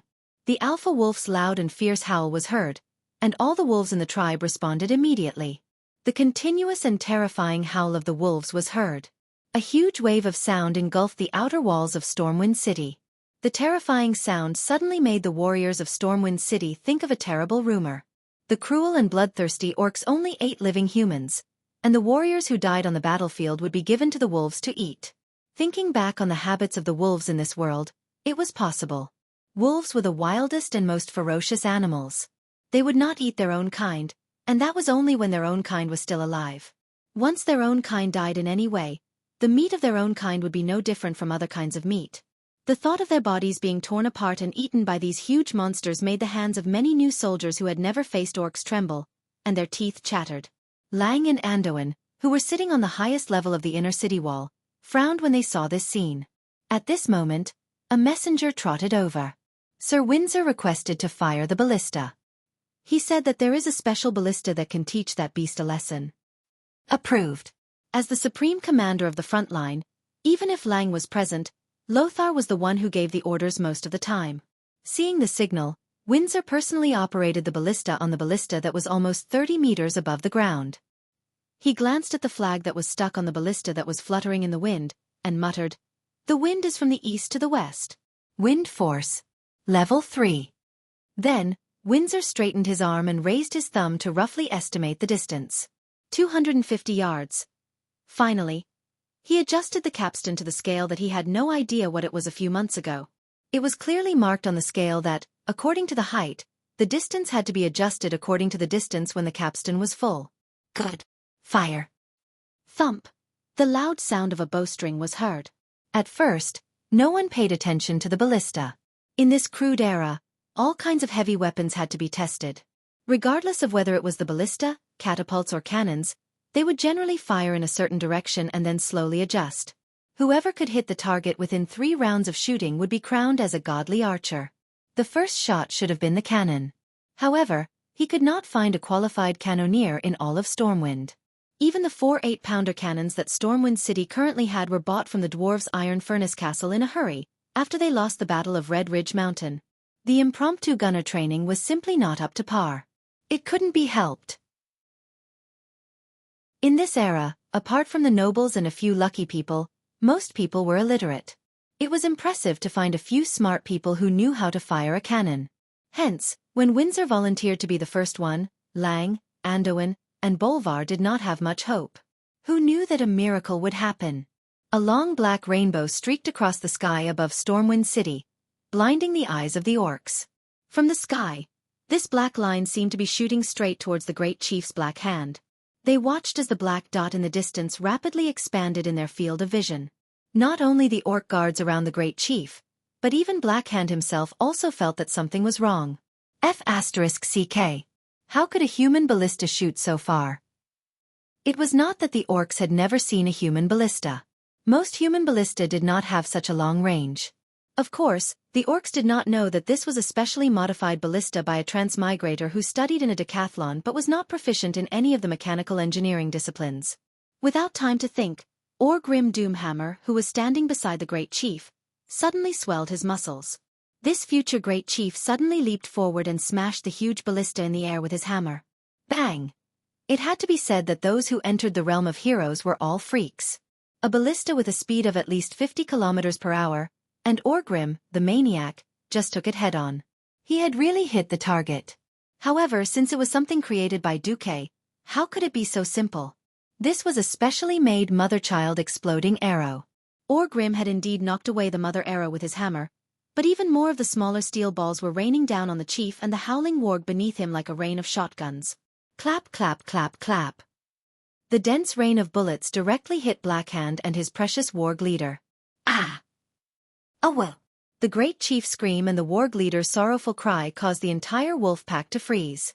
The warg's low intelligence made them unable to understand why their boss would suddenly stop screaming. Seeing the orc leader and his big dog get hit by the ballista, And hearing the entire wolf pack cry out like a rooster that had been strangled by its neck, the morale of the Stormwind warriors who had been a little low rose again. Wahahaha! You can't play anymore, can you? Green beasts! A bunch of stray dogs, who are you trying to scare? The warriors burst out in mocking laughter. King Lang's spirit was lifted. He gave Windsor a thumbs up and then pulled out his sword. The cold light of the king's sword was dazzling in the morning light. Lang's clear and loud voice spread across the 3 city walls. 1,000 years ago, our ancestors brought your ancestors to this valley. For 1,000 years, we have lived here. Behind us is our home. This is the home of our descendants. Can we allow these cruel green beasts to occupy our home? No, no, no. Then what are you waiting for? Pull out your swords. Let the bodies of these green beasts fill the elven forest. At this time, Noxus was the first to respond. He pulled out his sword and raised it high. For Stormwind City. For Azeroth. For Stormwind City. For Azeroth. Swords and halberds were like a forest, cold light overflowing. Morale was high.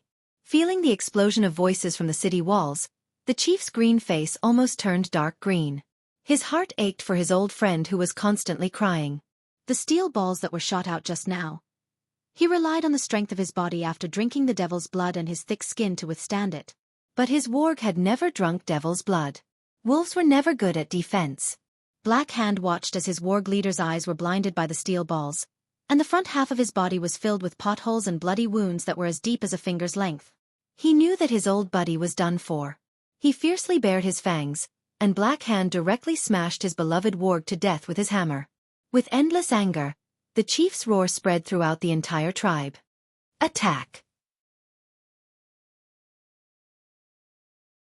Chapter 149. As the earth rumbled, the green tide split into 3. The sharp battle axes shone fiercely under the sun. Looking down from above, it was as if the elven forest had grown a giant trident. Lothar gently raised his left hand and slammed it down quickly and forcefully. Tut tut tut. After a strange sound of a winch loosening, 10 baskets of gravel were hurled from the 10 catapult towers behind Lothar that were higher than the tallest outer city wall. The irregular gravel scattered in the air, emitting a heart-chilling whistling sound.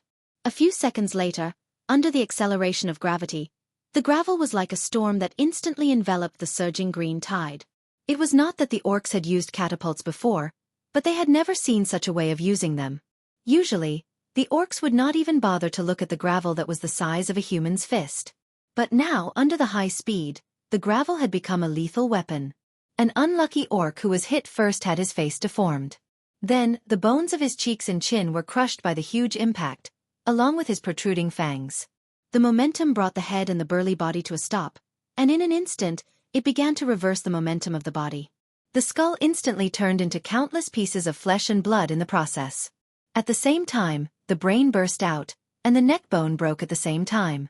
After the orc was blasted away, his corpse that was gradually turning cold fell to the ground. Most of the orcs who were hit either died on the spot or had their internal organs smashed to pieces. The blood they vomited was accompanied by a large amount of internal organ fragments. It was only a matter of time before they died. The great chief Black Hand and Orgrim narrowed their eyes at the fierceness of the humans' long-range firepower. This was just the beginning.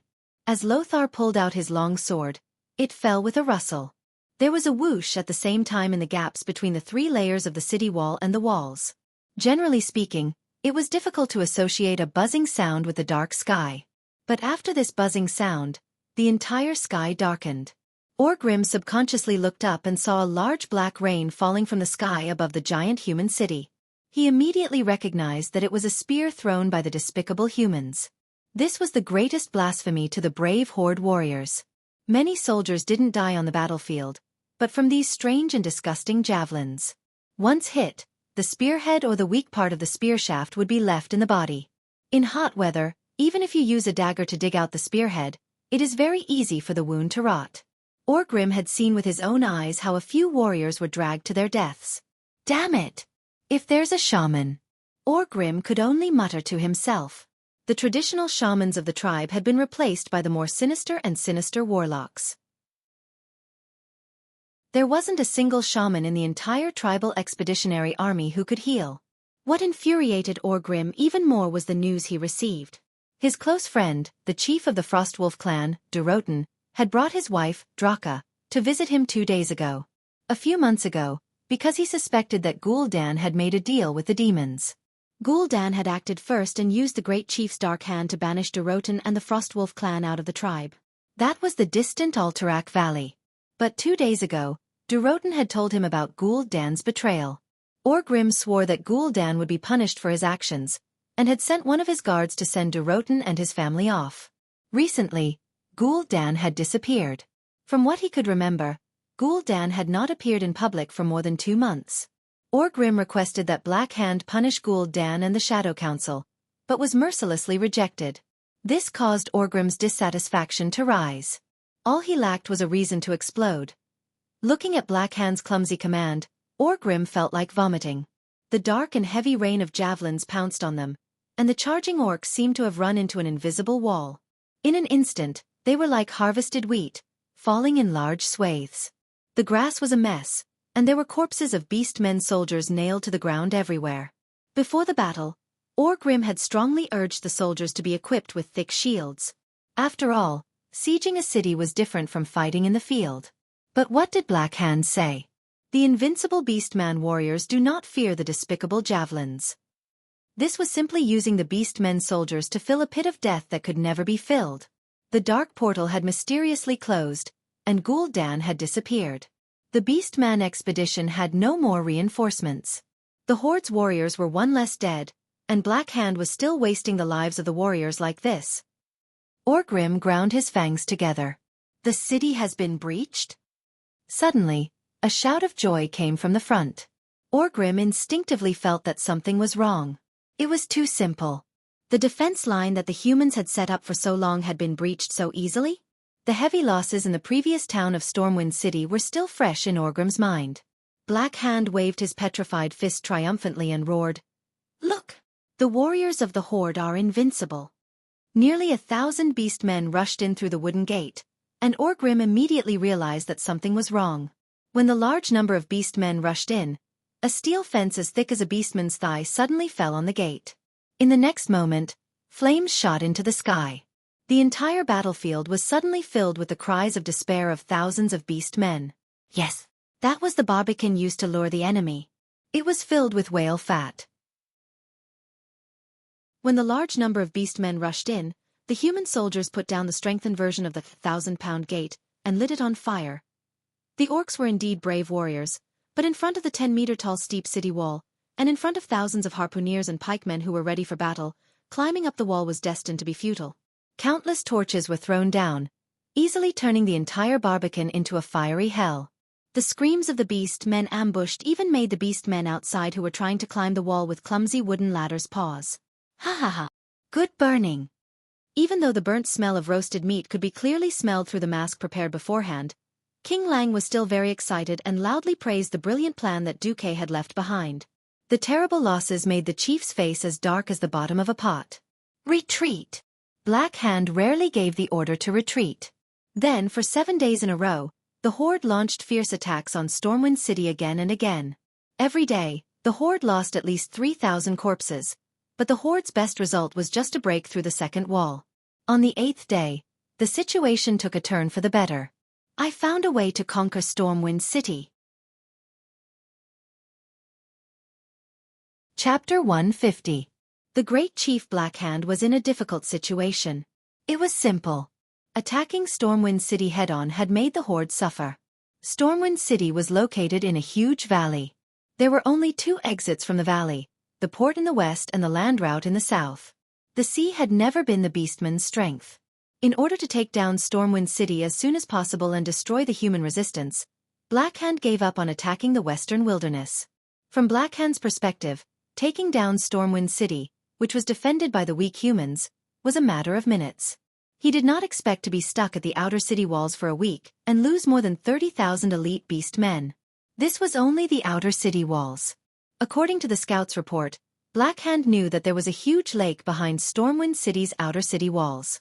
That was the real moat of Stormwind City. Behind that moat was the real Stormwind city walls. That was not all.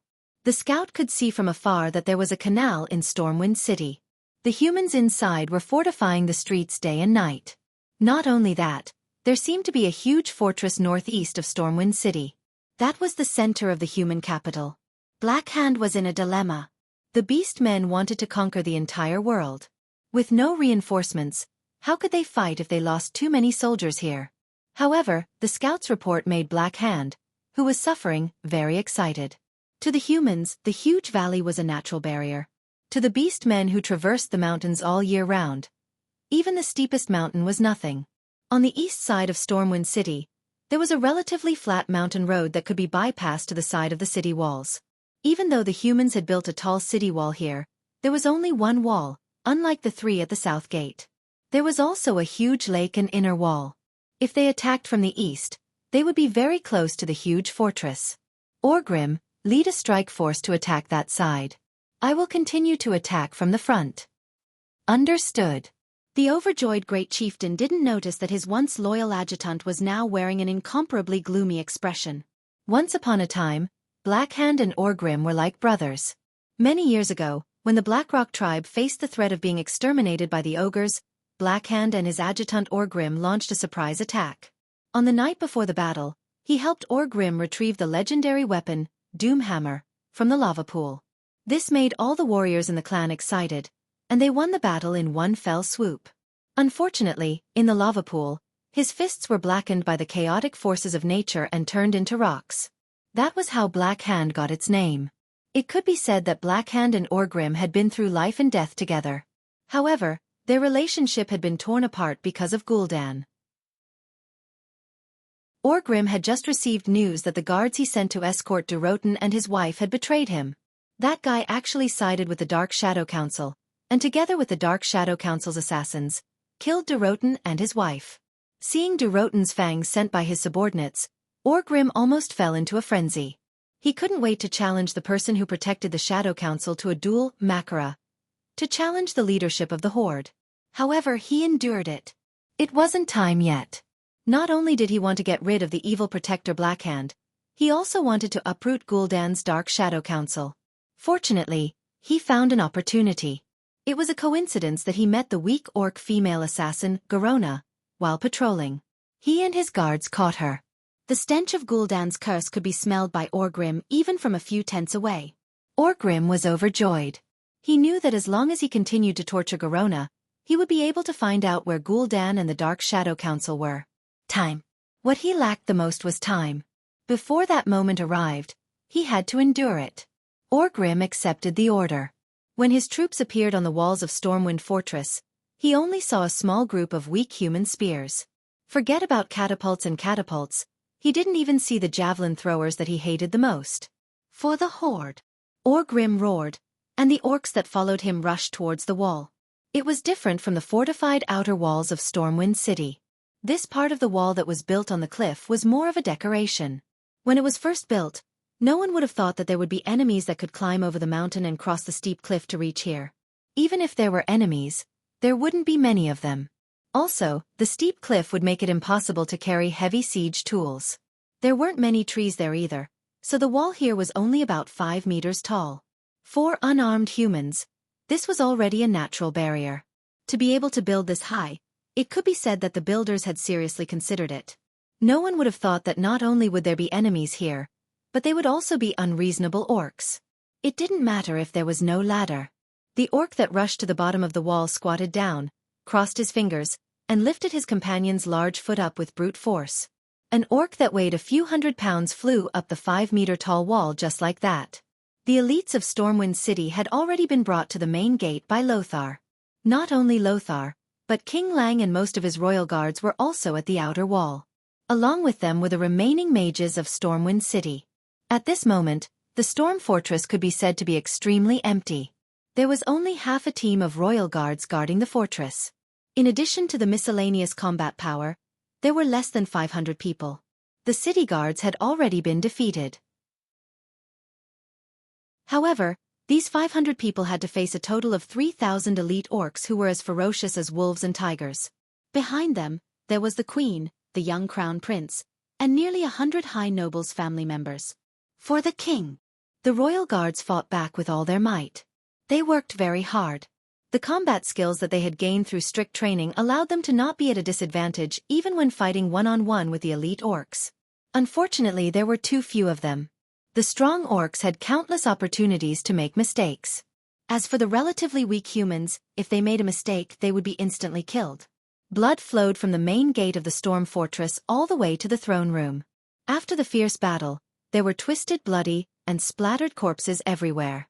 Some were torn into countless pieces, while others were decapitated. The royal guards worked very hard, but they still couldn't stop the scales of victory from tipping in favor of the orcs. In the throne room, William pulled out his short dagger and stood in front of his mother to protect her. Behind him, the noble young masters and ladies had already let out timid cries. Far away from the storm fortress, 4 blocks away, was King Lang, who was rushing back on horseback with the royal guards. The last barrier in front of the queen and the little prince, the heroic Sir Windsor, was knocked down by a red-skinned orc wielding a giant hammer. Despair spread uncontrollably and crazily. At this moment, William Rhyn saw light. It was the light of arcane magic. Chapter 151. How strong were the orcs? Before this day came, all the noble boys and girls in Storm Fortress did not have a clear understanding. Their parents had arranged for them to evacuate early. However, because of one reason, none of the nobles dared to evacuate their children early. The queen did not leave. As the only legitimate heir of the kingdom, Prince Varian Rhyn did not leave. As the saying goes, follow the example of their superiors. Even the queen and the prince stayed in Storm Fortress. Who would dare to send their children away first? As a result, almost all the nobles sent their womenfolk and underage children to Storm Fortress. To put it nicely, they would live and die with the kingdom. To put it bluntly, they were hostages. Of course, adult children were entrusted with important tasks and sent to South Shore on the other side of the sea to set up an evacuation point. That was an entirely different matter. No one thought that Storm Fortress, which was supposed to be safe and had a strong defense, would be ambushed. When the mournful alarm bell rang, most people panicked and lost their heads. Honorable Queen, you should evacuate with His Highness. At least hide, the captain of the royal guards once said. Evacuate? Evacuate to where? Just defend. Either you defend until His Majesty returns, or you get killed by the orcs. I am the Queen of Stormwind. I will not hide in a secret room and be killed by the filthy orcs like a mouse in a sewer. The queen was speaking the truth. There was nowhere to run. Storm Fortress was located in the northeast of Stormwind City, in the innermost part of the valley. In the original design, this was the last resort. If they could not defend this place, then they would perish. Storm Fortress was dangerous, but no matter how strong it was, there must be a sufficient number of soldiers stationed there. Now, the defense was empty and there was a lack of manpower. The entire Storm Fortress was strong on the outside but weak on the inside. Now, a group of noble women and children were looking at her. If she, as the queen, took the lead and hid in a secret room, then even if Lang rushed back in the future, the people would be scattered, and the king's authority would be gone. Instead of that, it was better to stay in the throne room. Stormwind's fate would be sealed if he was attacked. The queen dressed herself neatly with the help of the palace maids whose hands were trembling. William, who looked just as luxuriously dressed, sat on the throne of the queen and the prince in the hall. Around her and the little prince were hundreds of female nobles and their heirs, who had already turned ghastly pale. Everyone was listening attentively. Outside the fortress, the roars of orcs and the clashing of weapons could be heard clearly. Just like the needle of death, the sound of death and destruction was getting closer and closer, louder and clearer. Then, when hundreds and thousands of heavy footsteps that were completely different from the sound of military boots rang out, when they heard the brutal footsteps that seemed to have come from ancient times being lifted and landed, this shocking fear had already penetrated the eardrums of all the women and children, reaching the deepest part of their hearts. Woo-woo! Soft sobs began to spread in the throne room. Enough! If destruction and death are our destiny, then we should accept it calmly. If we are not fated to die, then we can't let today's loss of composure become the shame of our lives. The queen stood up proudly, holding the queen's scepter in her left hand, while her right hand held Prince William's left hand tightly. The young prince's right hand held a gorgeous dagger tightly. Everyone listened nervously to the sounds outside and looked at the group of guards in front of the door of the throne room. There stood the king's most trusted Sir Windsor, leading the last 12 royal guards. The weapon in Sir Windsor's hand was the famous King's Protector. The floor of the throne room trembled as if a waiter was carrying a cup of water. Everyone's heart trembled slightly, just like the floor. The fierce fighting and rough roars were getting closer and closer, until a ferocious scarlet hammer smashed open the door of the throne room that was as thick as a fist. It was a hammer that was stained with blood, internal organs, and broken limbs. The hammer was shaped like a standard cube. Scarlet blood dripped from the surface of the square hammer, making William feel that it was more like a bloody throne that was raised high up in the air. As the door of the throne room let out a tragic cry and collapsed, a ferocious giant that seemed to have come from ancient times appeared at the door of the throne room. He had dark red skin and bulging muscles. On his protruding jaw, 4 fangs lined up on both sides. The outermost one was longer, while the innermost one was slightly shorter. Just this terrifying appearance caused many noble ladies to let out terrifying screams before fainting from fright. Kill! Under Windsor's command, all of the imperial guards charged forward. Orgrim grinned. It was a disdainful smile. His right pauldron, which was decorated with thick fangs, lifted slightly, and a black gust of wind rose from his elbow. So fast! This thought flashed in the mind of the guard who first came into contact with Orgrim. He was dumbfounded as the hammer in his field of vision grew larger and larger. In less than half a breath's time, it occupied his entire field of vision. His movements were not wrong. They were incomparably precise and concise. He had almost reached the limits of a human. However, in front of such an inhuman powerhouse, he could only be completely terrified. He could only helplessly open his mouth wide and watch as the opponent's giant hammer reached his face before his sword pierced it. Bam! It was as if time had suddenly returned to normal. The huge hammer of destruction hit the guard's head like a game of whack-a-mole. With a pu sound, the unstoppable force passed through the helmet and penetrated the forbidden guard's skull. Then, the terrifying force completely shattered his cervical vertebrae, causing his cervical vertebrae to completely fold into a single piece. The force did not dissipate, and it continued to pass down. In the next moment, the royal guard's facial features contorted. All the ribs in the chest cavity below his skull were stacked together. His brain juice, eyeballs and other things, which had nowhere to go, spurted out from every hole in his skull the moment his skull was crushed. The hammer continued to descend, and after it smashed the guard's head into his chest, half of his body was flattened. The 1.9-meter-tall man turned into a dwarf. Soldier twitched for a moment before collapsing to the ground. The violent blood splattered on the marble floor of the throne room. A few drops of red even landed on a 13-year-old girl not far away. She was suffocating from fear. Chapter 152. Windsor was the second one to go up. After the battle with the demons, Windsor felt like he had been reborn. Especially in terms of experience against large enemies.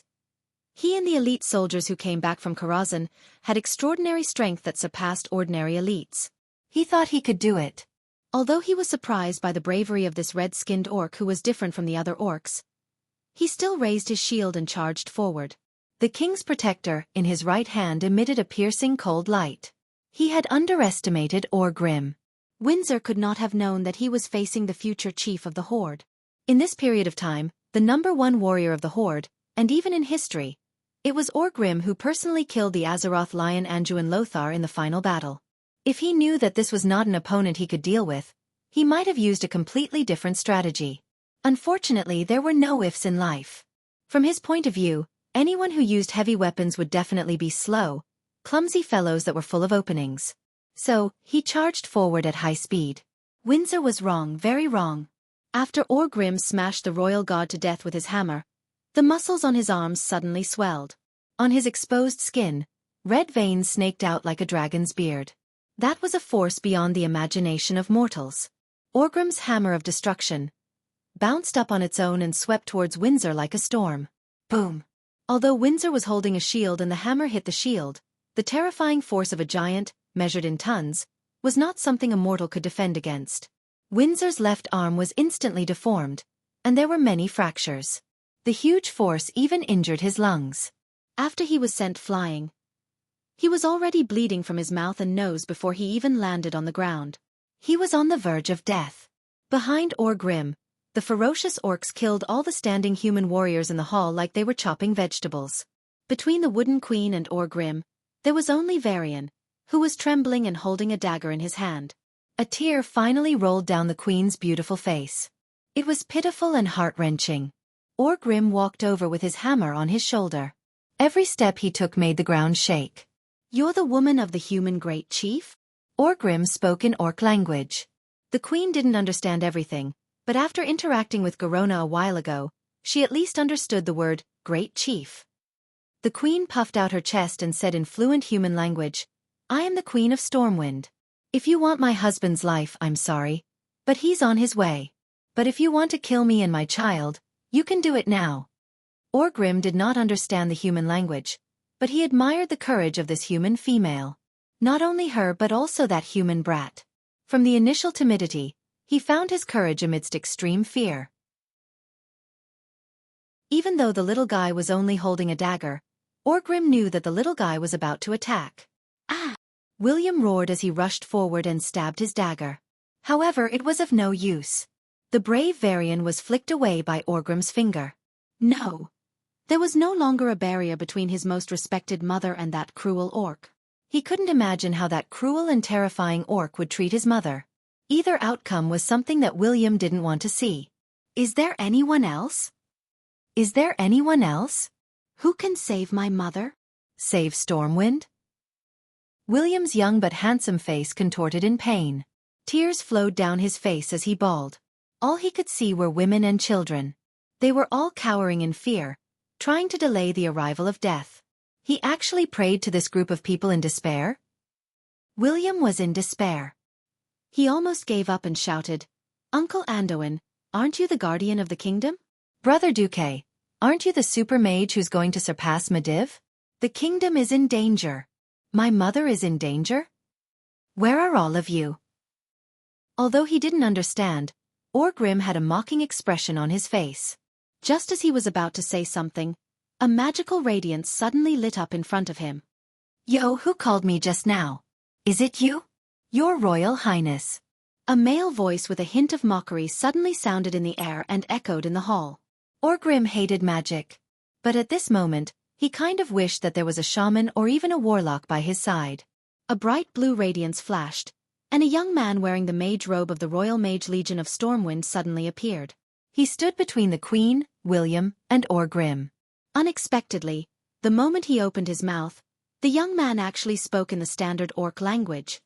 "Orgrim Doomhammer, this is not a place you should be. Get lost." The thunderous roar stunned Orgrim. The next second, the man raised his right hand high, and a spiraling flamestorm immediately swept towards all the orc warriors standing near the entrance of the hall. Dragon breath? No. How could there be such a large-scale dragon breath? The roaring flame dragon almost filled the 6-meter-wide and 10-meter-tall entrance of the hall. Even William, who was behind Duque, could feel the terrifying power of the flames that could incinerate everything. Not to mention Orgrim, who was facing this heavy blow. Without any hesitation, Orgrim directly smashed his hammer on the floor. From the cracks in the marble floor, a destructive flame that was completely different from the dragon breath collided with the dragon breath. That was the power of the Doomhammer. When the two forces collided, Orgrim actually managed to block it for a moment. But in the next moment, the young mage stretched out his left hand and made a horse stance. A huge azure arcane energy fist that was taller than a human appeared out of thin air. It passed through the flames of the dragon breath and smashed into Orgrim's body. Woo! Caught off guard, Orgrim was directly sent flying. Go back to where you came from. The rest of the orcs were directly burned into charcoal, and the entire hall was filled with the unpleasant smell of burnt flesh. For a moment, the entire throne room was silent. Who was this young mage from the Royal Mage Legion? After fighting for so long, the Royal Mage Legion was almost dead.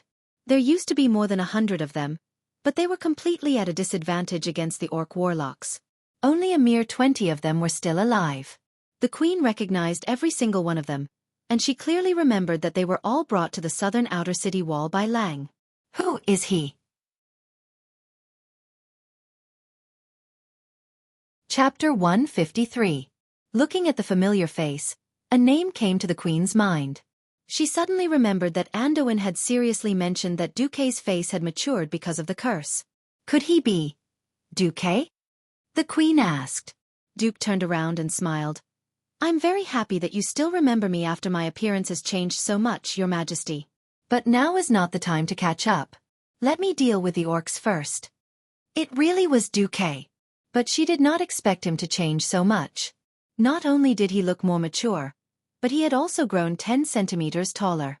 He was now 1.8 meters tall. Without giving the queen and the starry-eyed noblewomen time to think, Duque raised his right hand and snapped his fingers. Under the control of his pure mana, a strong gust of wind suddenly swept up in the large throne room, sweeping away all the smell of blood and burnt flesh.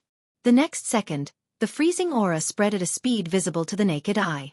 Every corpse turned into a snow-white ice sculpture in an instant. The horrifying aura in the throne room was gone. Master, I'm sorry, Windsor coughed blood and tried to stand up. Duque pressed Windsor down with magician's hand. He frowned and turned his head. Is there a priest in Storm Fortress? Yes, my personal priest is in the side hall, a 13-year-old girl suddenly said. Then I'll have to trouble you. With a strong enemy in front of him, Duque did not pay attention to this doll-like noblewoman. Duque came to the huge corridor and saw Orgrim, who stood up without a care. Human, how do you know our language? Orgrim asked in orc language. Garona taught me. Garona? That traitor? Orgrim bared his teeth, his face full of disdain. Just ask her about the Shadow Council. Don't make things difficult for her, Duque warned. Humph. You have no right to order me around. Orgrim roared angrily. Duque didn't mind. Orcs are all blockheads that don't learn their lesson if they don't get beaten. All right, come on. The second round. Duque crooked his finger at Orgrim. Ha! Orgrim suddenly sped up. Orgrim firmly believed that he was caught off guard earlier. This fellow in front of him was not a terrifying spellcaster at all. Beastmen often had amazing intuition. He was different from Gul'dan, who felt like he was being corroded to death just by standing next to him. Even though Duque had a shocking amount of mana, Orgrim instinctively felt that Duque's mana was far from Gul'dan's. If that's the case, I can win, Orgrim told himself. He soon found out that he was wrong. Perhaps once he got close, Duque would be a piece of cake. However, Duque's actions were completely different from his youthful appearance. Shockwave was unleashed. A ring-shaped ring of flames with a powerful impact easily repelled Orgrim's attack.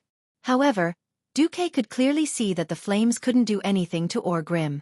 The system elf reminded Duque, "Be careful. Orgrim has a high resistance to fire."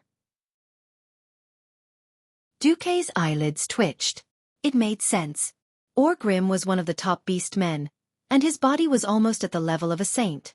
Back then, he had jumped into a fire pit with Black Hand, swam in lava, and snatched Doomhammer back. How could Orgrim's resistance to fire not be high? It was like a firefighter wearing a high-tech fireproof suit. The flames couldn't do much damage to Orgrim. Curling his lips, Duque suddenly changed his approach.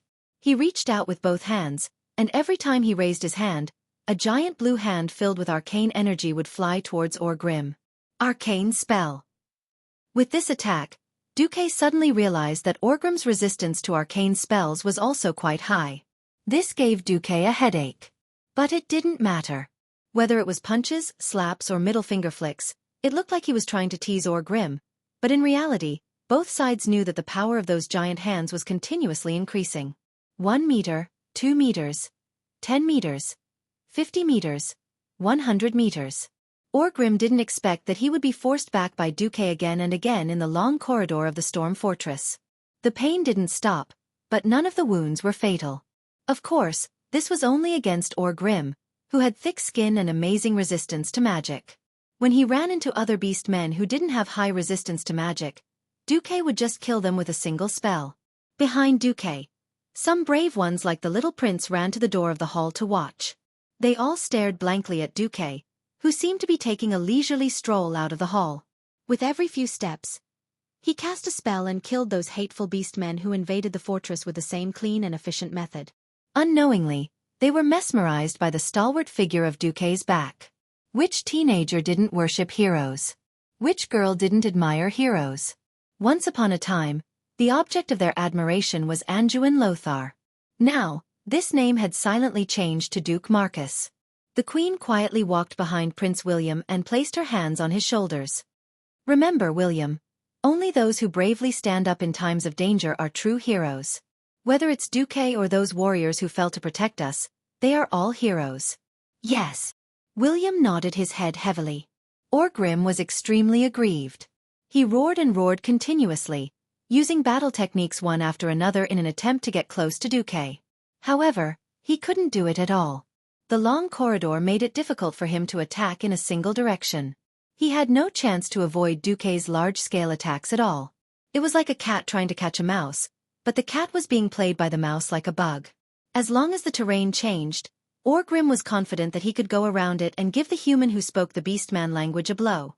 Even when Orgrim was beaten out of the Storm Fortress, he still didn't have such an opportunity. Duke furrowed his brows. His arcane impact had already stacked up to 8 times, but the damage done to Orgrim hadn't increased at all. Both the system notification and the feedback he received from his own magic proved this point. Orgrim had a very abnormal physique. He seemed to be able to adjust his body to create resistance to certain elements or spells. To be honest, it wasn't that Xueqi didn't have a chance to kill Orgrim. However, it was obvious that Xueqi would need a long time to exhaust Orgrim to death. To Xueqi, there was no beastman he couldn't kill. Firstly, Orgrim wasn't a fool. He would run away if he saw the situation wasn't looking good. Secondly, if he killed him now, it would affect Xueqi's plan. Hence, Xueqi held back like an adult beating his own child. Injuring him but not killing him was what Xueqi did. Chapter 154. Human. Tell me, why did you hold back?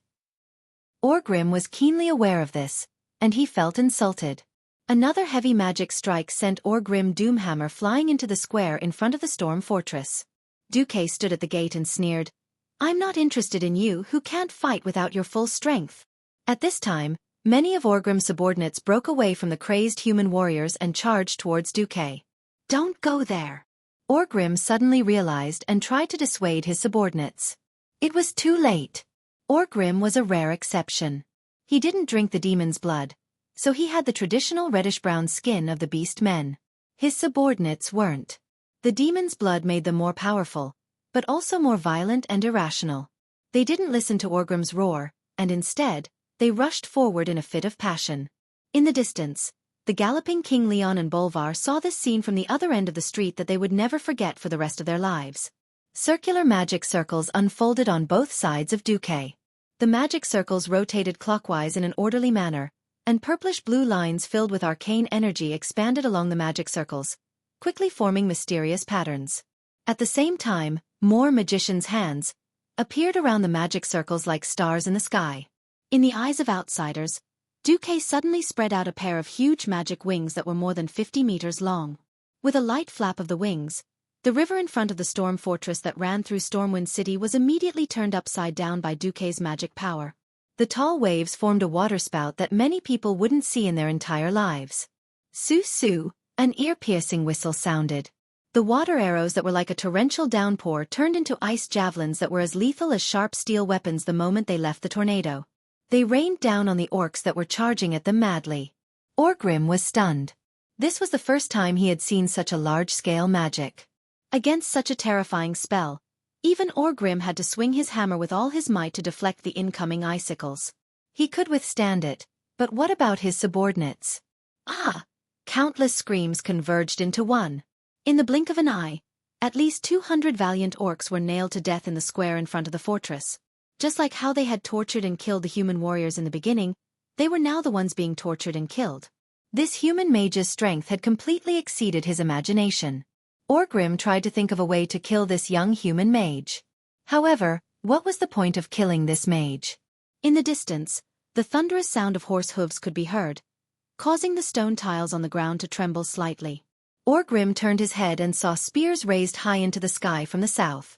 The shining tips of the spears carried an indescribable sense of ferocity. Orgrim recognized that it was one of the few enemies that the beastmen were unwilling to face head-on, the human cavalry. Under the huge momentum, the spear's penetrative power was something that even the strongest orcs were unwilling to face head-on. The leader was wearing a dazzling golden helmet and armor. His dazzling attire made him look like a flag. Every knight beside him and behind him was equally anxious and angry. Orgrim recognized him. This was the great chief of the human race. He knew that this battle was over. Orgrim was not too depressed. He made a chewing motion with his jaw. The failure of this ambush was not important.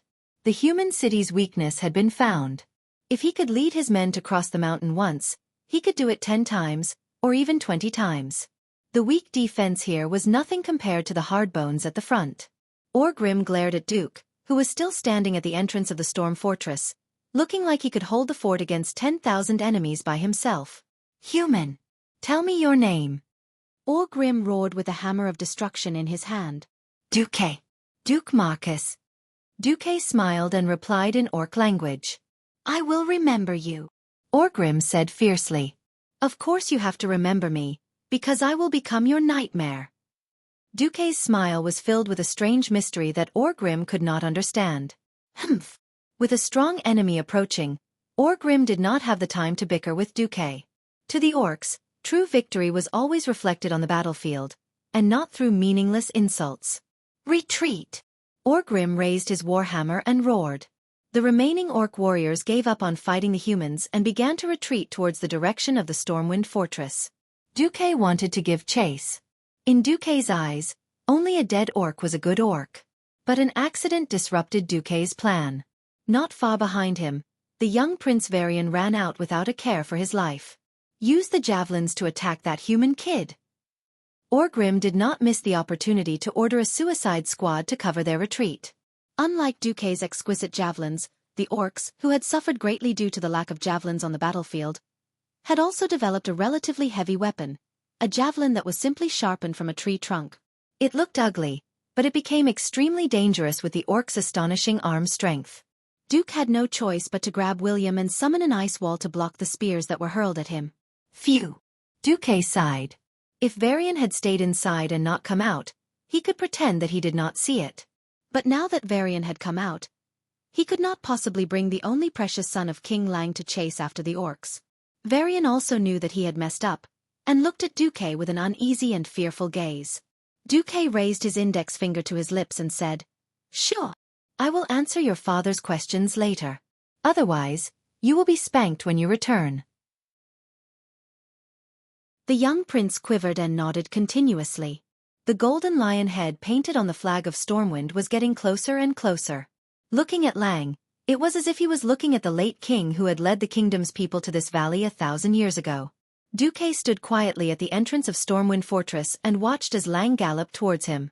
Lang jumped off the horse before it could even stand still. Oh my god! Varian, you're all right. Where's your mother?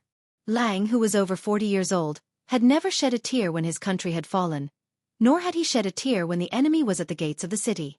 But now, tears were flowing down his face, and he cried like a child, sincere and pure.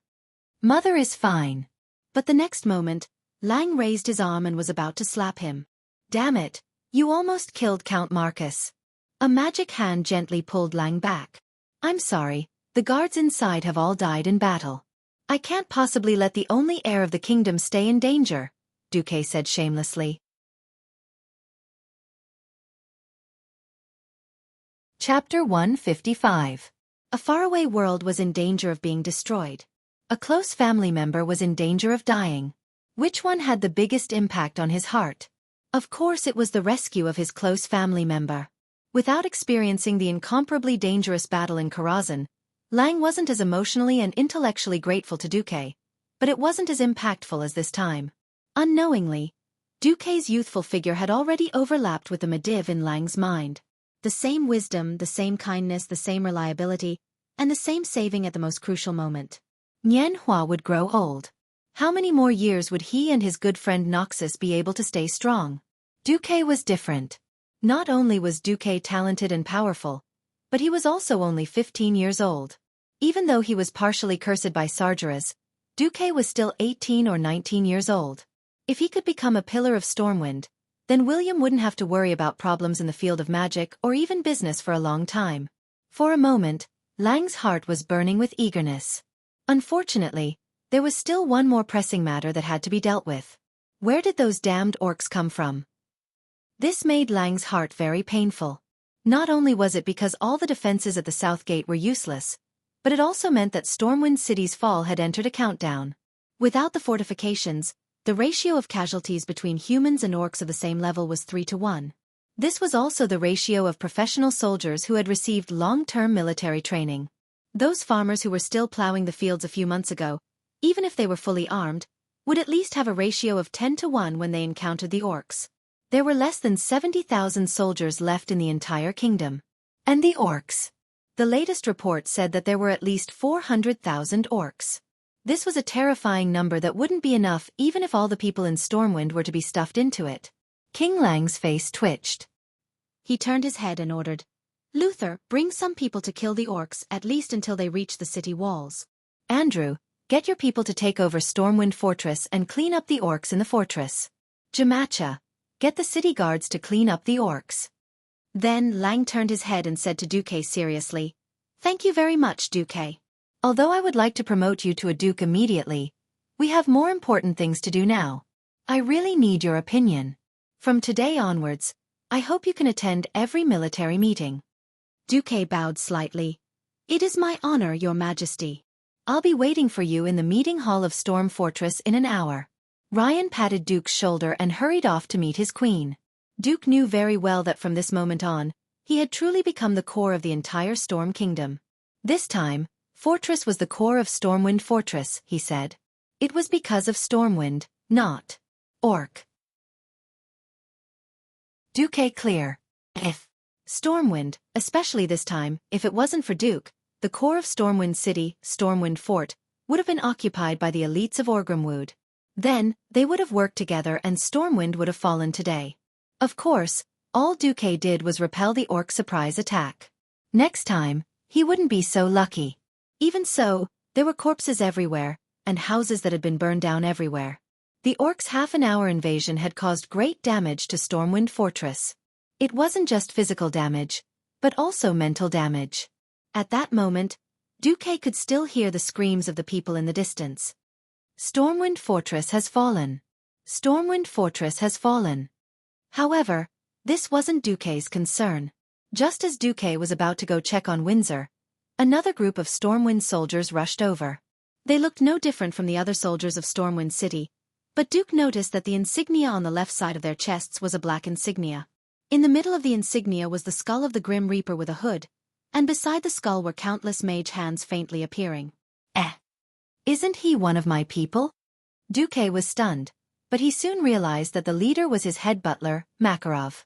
Sweeping his gaze across, Duque found many familiar faces. The mercenaries that followed him to the western wilderness were all at least captains. Master! Makarov's position was high in the eyes of outsiders, but in front of Duque, he was still the small mercenary leader. He remembered clearly that all his glory came from the master in front of him, the mysterious Sea King Duque. Without Duque, he would always be the useless mercenary leader. Why are you dressed like this? We're officially your private soldiers, Master Makos. However, Stormwind City is in danger, and you're not here. People like us with combat experience have been temporarily recruited by Lord Lothar. Lord Lothar promised to let you go once you return. Duque smiled. He didn't care about such a small matter, not to mention that the one ordering them around was Lothar. Windsor is heavily injured. Makarov, go get the best priest in Stormwind City in my name. The rest of you, follow young Makarov to clean up the remaining orcs. Half an hour later, Makarov's life was saved after being personally healed by the Archbishop of Stormwind City. The priest's healing spells were very effective against physical injuries, and even internal injuries could be healed. Of course, the essence of healing spells was to use divine power to stimulate the human body's potential. Healing came at the cost of the human body's potential. Simply put, it was a reduction in lifespan. Without the present, there would be no future. Everybody knows about this. In front of the sickbed, the pale Windsor looked at Duque with an apologetic expression. I'm sorry, master. Am I useless? I couldn't even block a single blow from that guy. Xueqi laughed. Windsor was still young. He was loyal and not lacking in courage, but he was far from the hero of the future who had an iron will and was unafraid of death. If you knew that the red-skinned orc with a square mace was called Orgrim Doomhammer, and that he was the strongest warrior of the tribe, would you feel better? Really?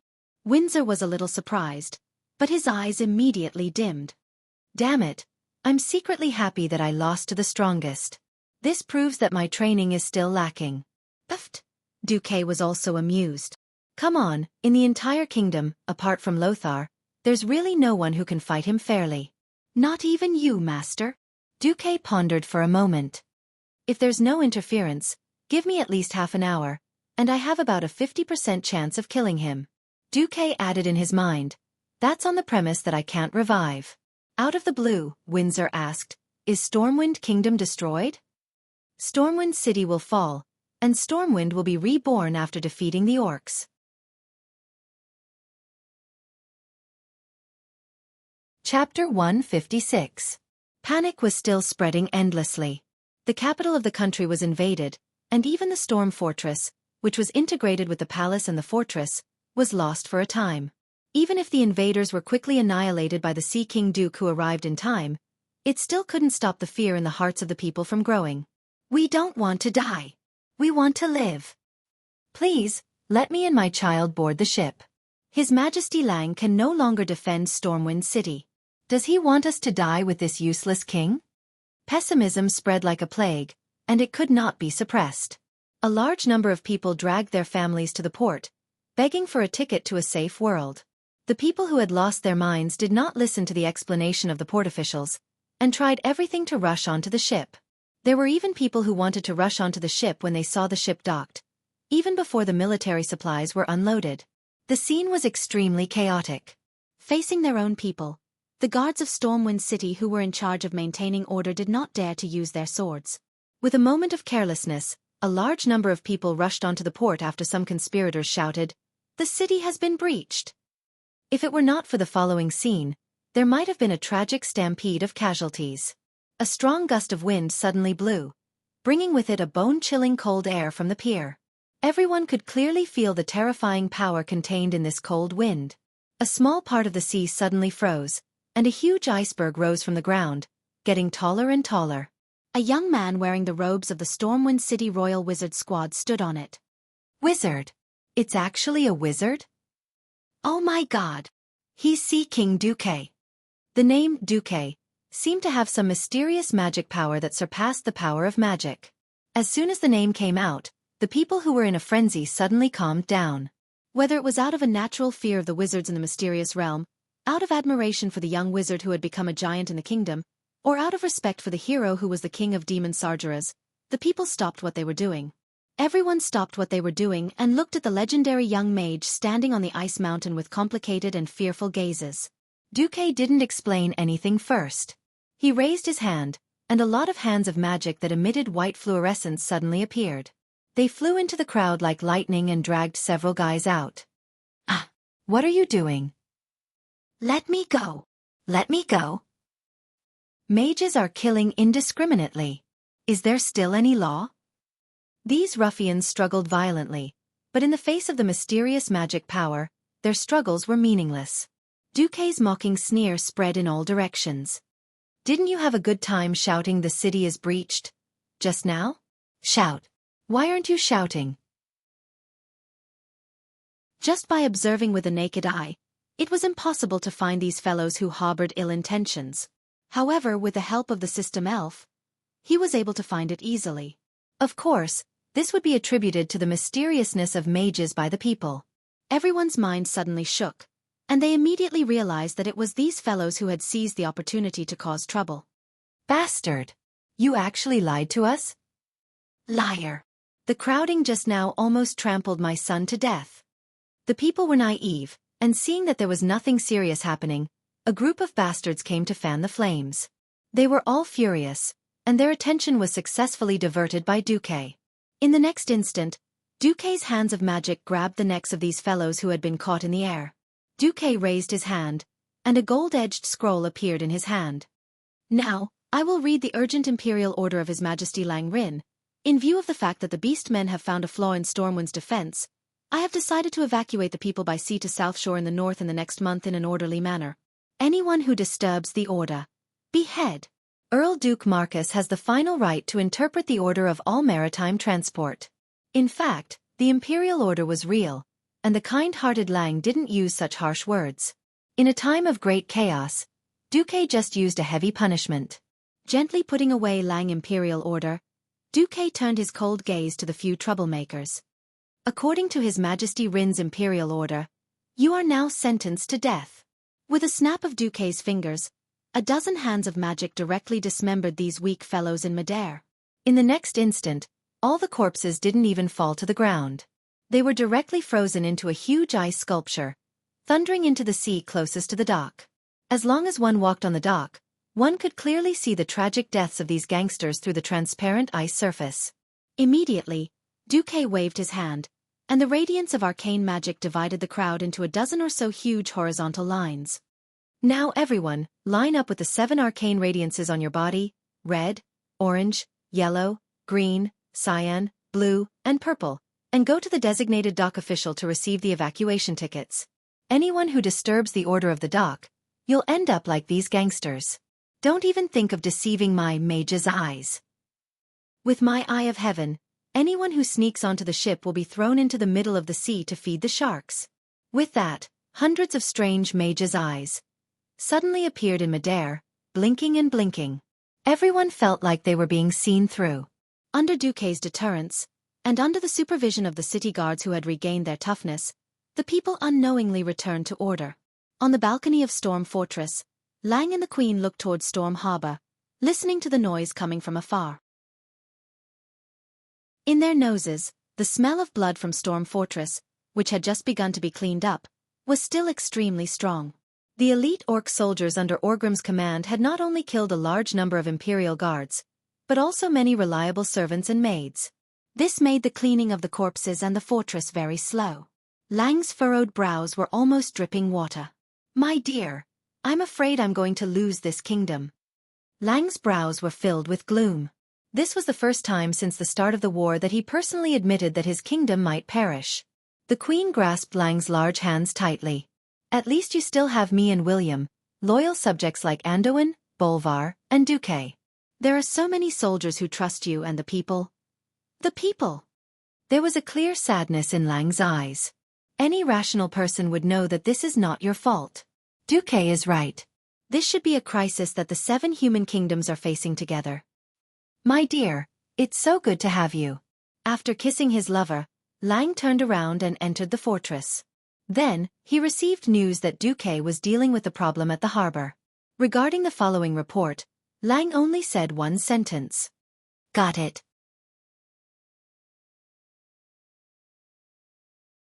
Chapter 157. Lang waited in silence for 10 minutes. When he knew that Duque had arrived, he came to the meeting hall and began the military meeting. Those nobles who had been clamoring before the start of the Battle of Stormwind City, even if there were millions of orcs, they would all die under Stormwind City, were all silent. Unsurprisingly, the topic changed from how to exhaust the orcs to how to evacuate.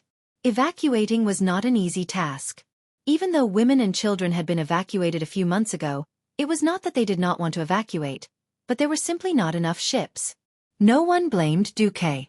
Without Duque, the situation might have been even worse. The simplest example was the new Stormwind port, which had a stone pier that extended all the way to the sea. Compared to the previous narrow military port and the fisherman's pier, the shipping capacity was more than 10 times greater. And shipping capacity, no one knew what Duque was thinking. Almost all the ships directly under Duque's command were typical large cargo ships. They did not even need to be modified, and could be used directly to carry people and goods. The spacious cabin and good ventilation made it like a can of sardines stuffed full of people, but there was still no major problem. Unfortunately, considering the distance, no matter how much the ships were overloaded, they could only transport about 5,000 people a day on average. At this moment, there were still more than 300,000 soldiers and civilians trapped in Stormwind City. It was no exaggeration to say that almost all the ships in the human world were here. Even if Stormwind Port and the shipyards of Kurtiras worked overtime to build ships, there would not be much increase in shipping capacity in a short period of time. The shortage of shipping capacity was the biggest problem in front of Lang. In history, Stormwind was also hit hard because of this reason. After Lothar's raid on Karazhan, because the orcs were advancing faster than in this world, all the roads were blocked. Lothar did not return to Stormwind City. When he rushed back, Lang had already been killed by Garona in a secret underground meeting hall under the witness of the little prince, Varian. Without a leader, and with the rubbish in the port, there were not enough ships. As a result, when Stormwind City was attacked by the Horde, more than 80% of the citizens who could not escape in time were slaughtered. Lothar brought less than 20% of the citizens of Stormwind and the orphans and widows left behind by Lang to South Shore. With no soldiers, no manpower, no weapons, and no supplies, Lothar was almost at the end of his rope. That was how Lothar, as a direct descendant of Thoradin the Great, announced that he would give up the throne of Thoradin the Great in exchange for the formation of an alliance to fight against the invasion of the Horde. In this world, with the existence of Xueqi, the course of history had been greatly changed. At the very least, Lang was still alive, and more than 300,000 citizens had been transported to South Shore. Regardless of whether Stormwind had lost just like in history, it was obvious that they had managed to preserve their vitality in this life. Due to the large number of citizens, and the fact that Xueqi had sent people there early on to prepare for large-scale construction, there were voices of dissatisfaction in both the Kingdom of Riptide Fortress and the Alterac Kingdom. They suspected that the people of Stormwind had come here and refused to leave. King Lang knew very well that Xueqi had reached his limit. However, evacuation was not something that could be done at will, nor was it a simple mathematical problem. 300,000 divided by 5,000, which was exactly 60 days to evacuate. Wishful thinking. Hundreds of thousands of orcs were eyeing the city covetously. Once the city was breached, all the remaining people would be instantly surrounded like dumplings, and no one would be able to escape. Only those who had evacuated in the first few days would be truly safe. The later it was, the more dangerous it would be. Now, including all the militia and city guards, there were at most 90,000 people. It sounded like a lot, but once the battle started, it would only take half a day to kill all of them. Stormwind City can no longer be defended. For the continuation and future of the kingdom, we unanimously suggest that the Honorable Queen and Prince William should evacuate first. Several dukes stood up together and were the first to advise. Upon hearing this, Noxus snorted coldly. Why should the Queen and the Prince evacuate first? Isn't it just because the mother and son don't evacuate, and you cowardly fellows don't dare to violate the taboo and evacuate first? If the upper beam is not straight, the lower beam will be crooked. If the upper beam is upright, the lower beam will be crooked. Even if the upper beam is crooked, the lower beam will be crooked. With the Queen and the Prince here, the nobles didn't even dare to ask about evacuating their children. Now that Storm Fortress had almost fallen, it was the best excuse for them to do so. Lang glanced at these nobles, but none of them dared to really meet Lang's burning gaze. After pausing for a moment, Lang still said, "Yes, all noble women, first-in-line heirs of the family, those who don't hold military positions, or those who are underage can evacuate together with the Queen and the Prince. Don't worry, in a situation where a bloody battle to the end is meaningless, I won't ask you to defend to the end with me." Lang's reply made the nobles really happy and angry at the same time. They were happy that Lang finally relented, giving their children an excuse to escape. They were angry that Lang still didn't allow any desertion. Stormwind had been a country for 1,000 years, relying on military merits to protect their titles, and military merits to advance. That was why the nobles, in order to let their children stand out, racked their brains to think of ways to get a job in the army. There was even the matter of the Brando kid who had a conflict with Xueqi taking credit. Now, Clayan had blocked off their escape route with a single bite. Except for a few who had a grand reason to flee, the rest would have to live and die with the king. Those who had arranged for their children to escape in advance were naturally secretly delighted. Those who weren't so smart now looked like they had just eaten arsenic as a snack. Ignoring these guys, Lang focused on another important issue. "Noxus, if I give you the entire city's combat power, how many days can you defend Stormwind?" Noxus thought for a moment. "With that 16-foot, 5-meter-high wall? If the orcs use that as a breakthrough point, 10 days, no more. And we need at least 30,000 people to cover their retreat. This army will definitely be wiped out. As soon as he finished speaking, there was a commotion among the nobles. Almost everyone had their own thoughts. Lang turned his head to Edwin Van Cleef, who was sitting next to Duque, looking a little uneasy. Van Cleef, if I ask your men to urgently build 50 archery towers and catapults over 20 feet high at the east wall, can you do it? If you can, how many days will it take? It was the first time he had attended such an important military meeting, and Van Cleef was extremely nervous. His back was completely soaked in cold sweat. At this moment, he heard Duque's voice. Don't be nervous, answer truthfully. The wise king will not vent his anger on you.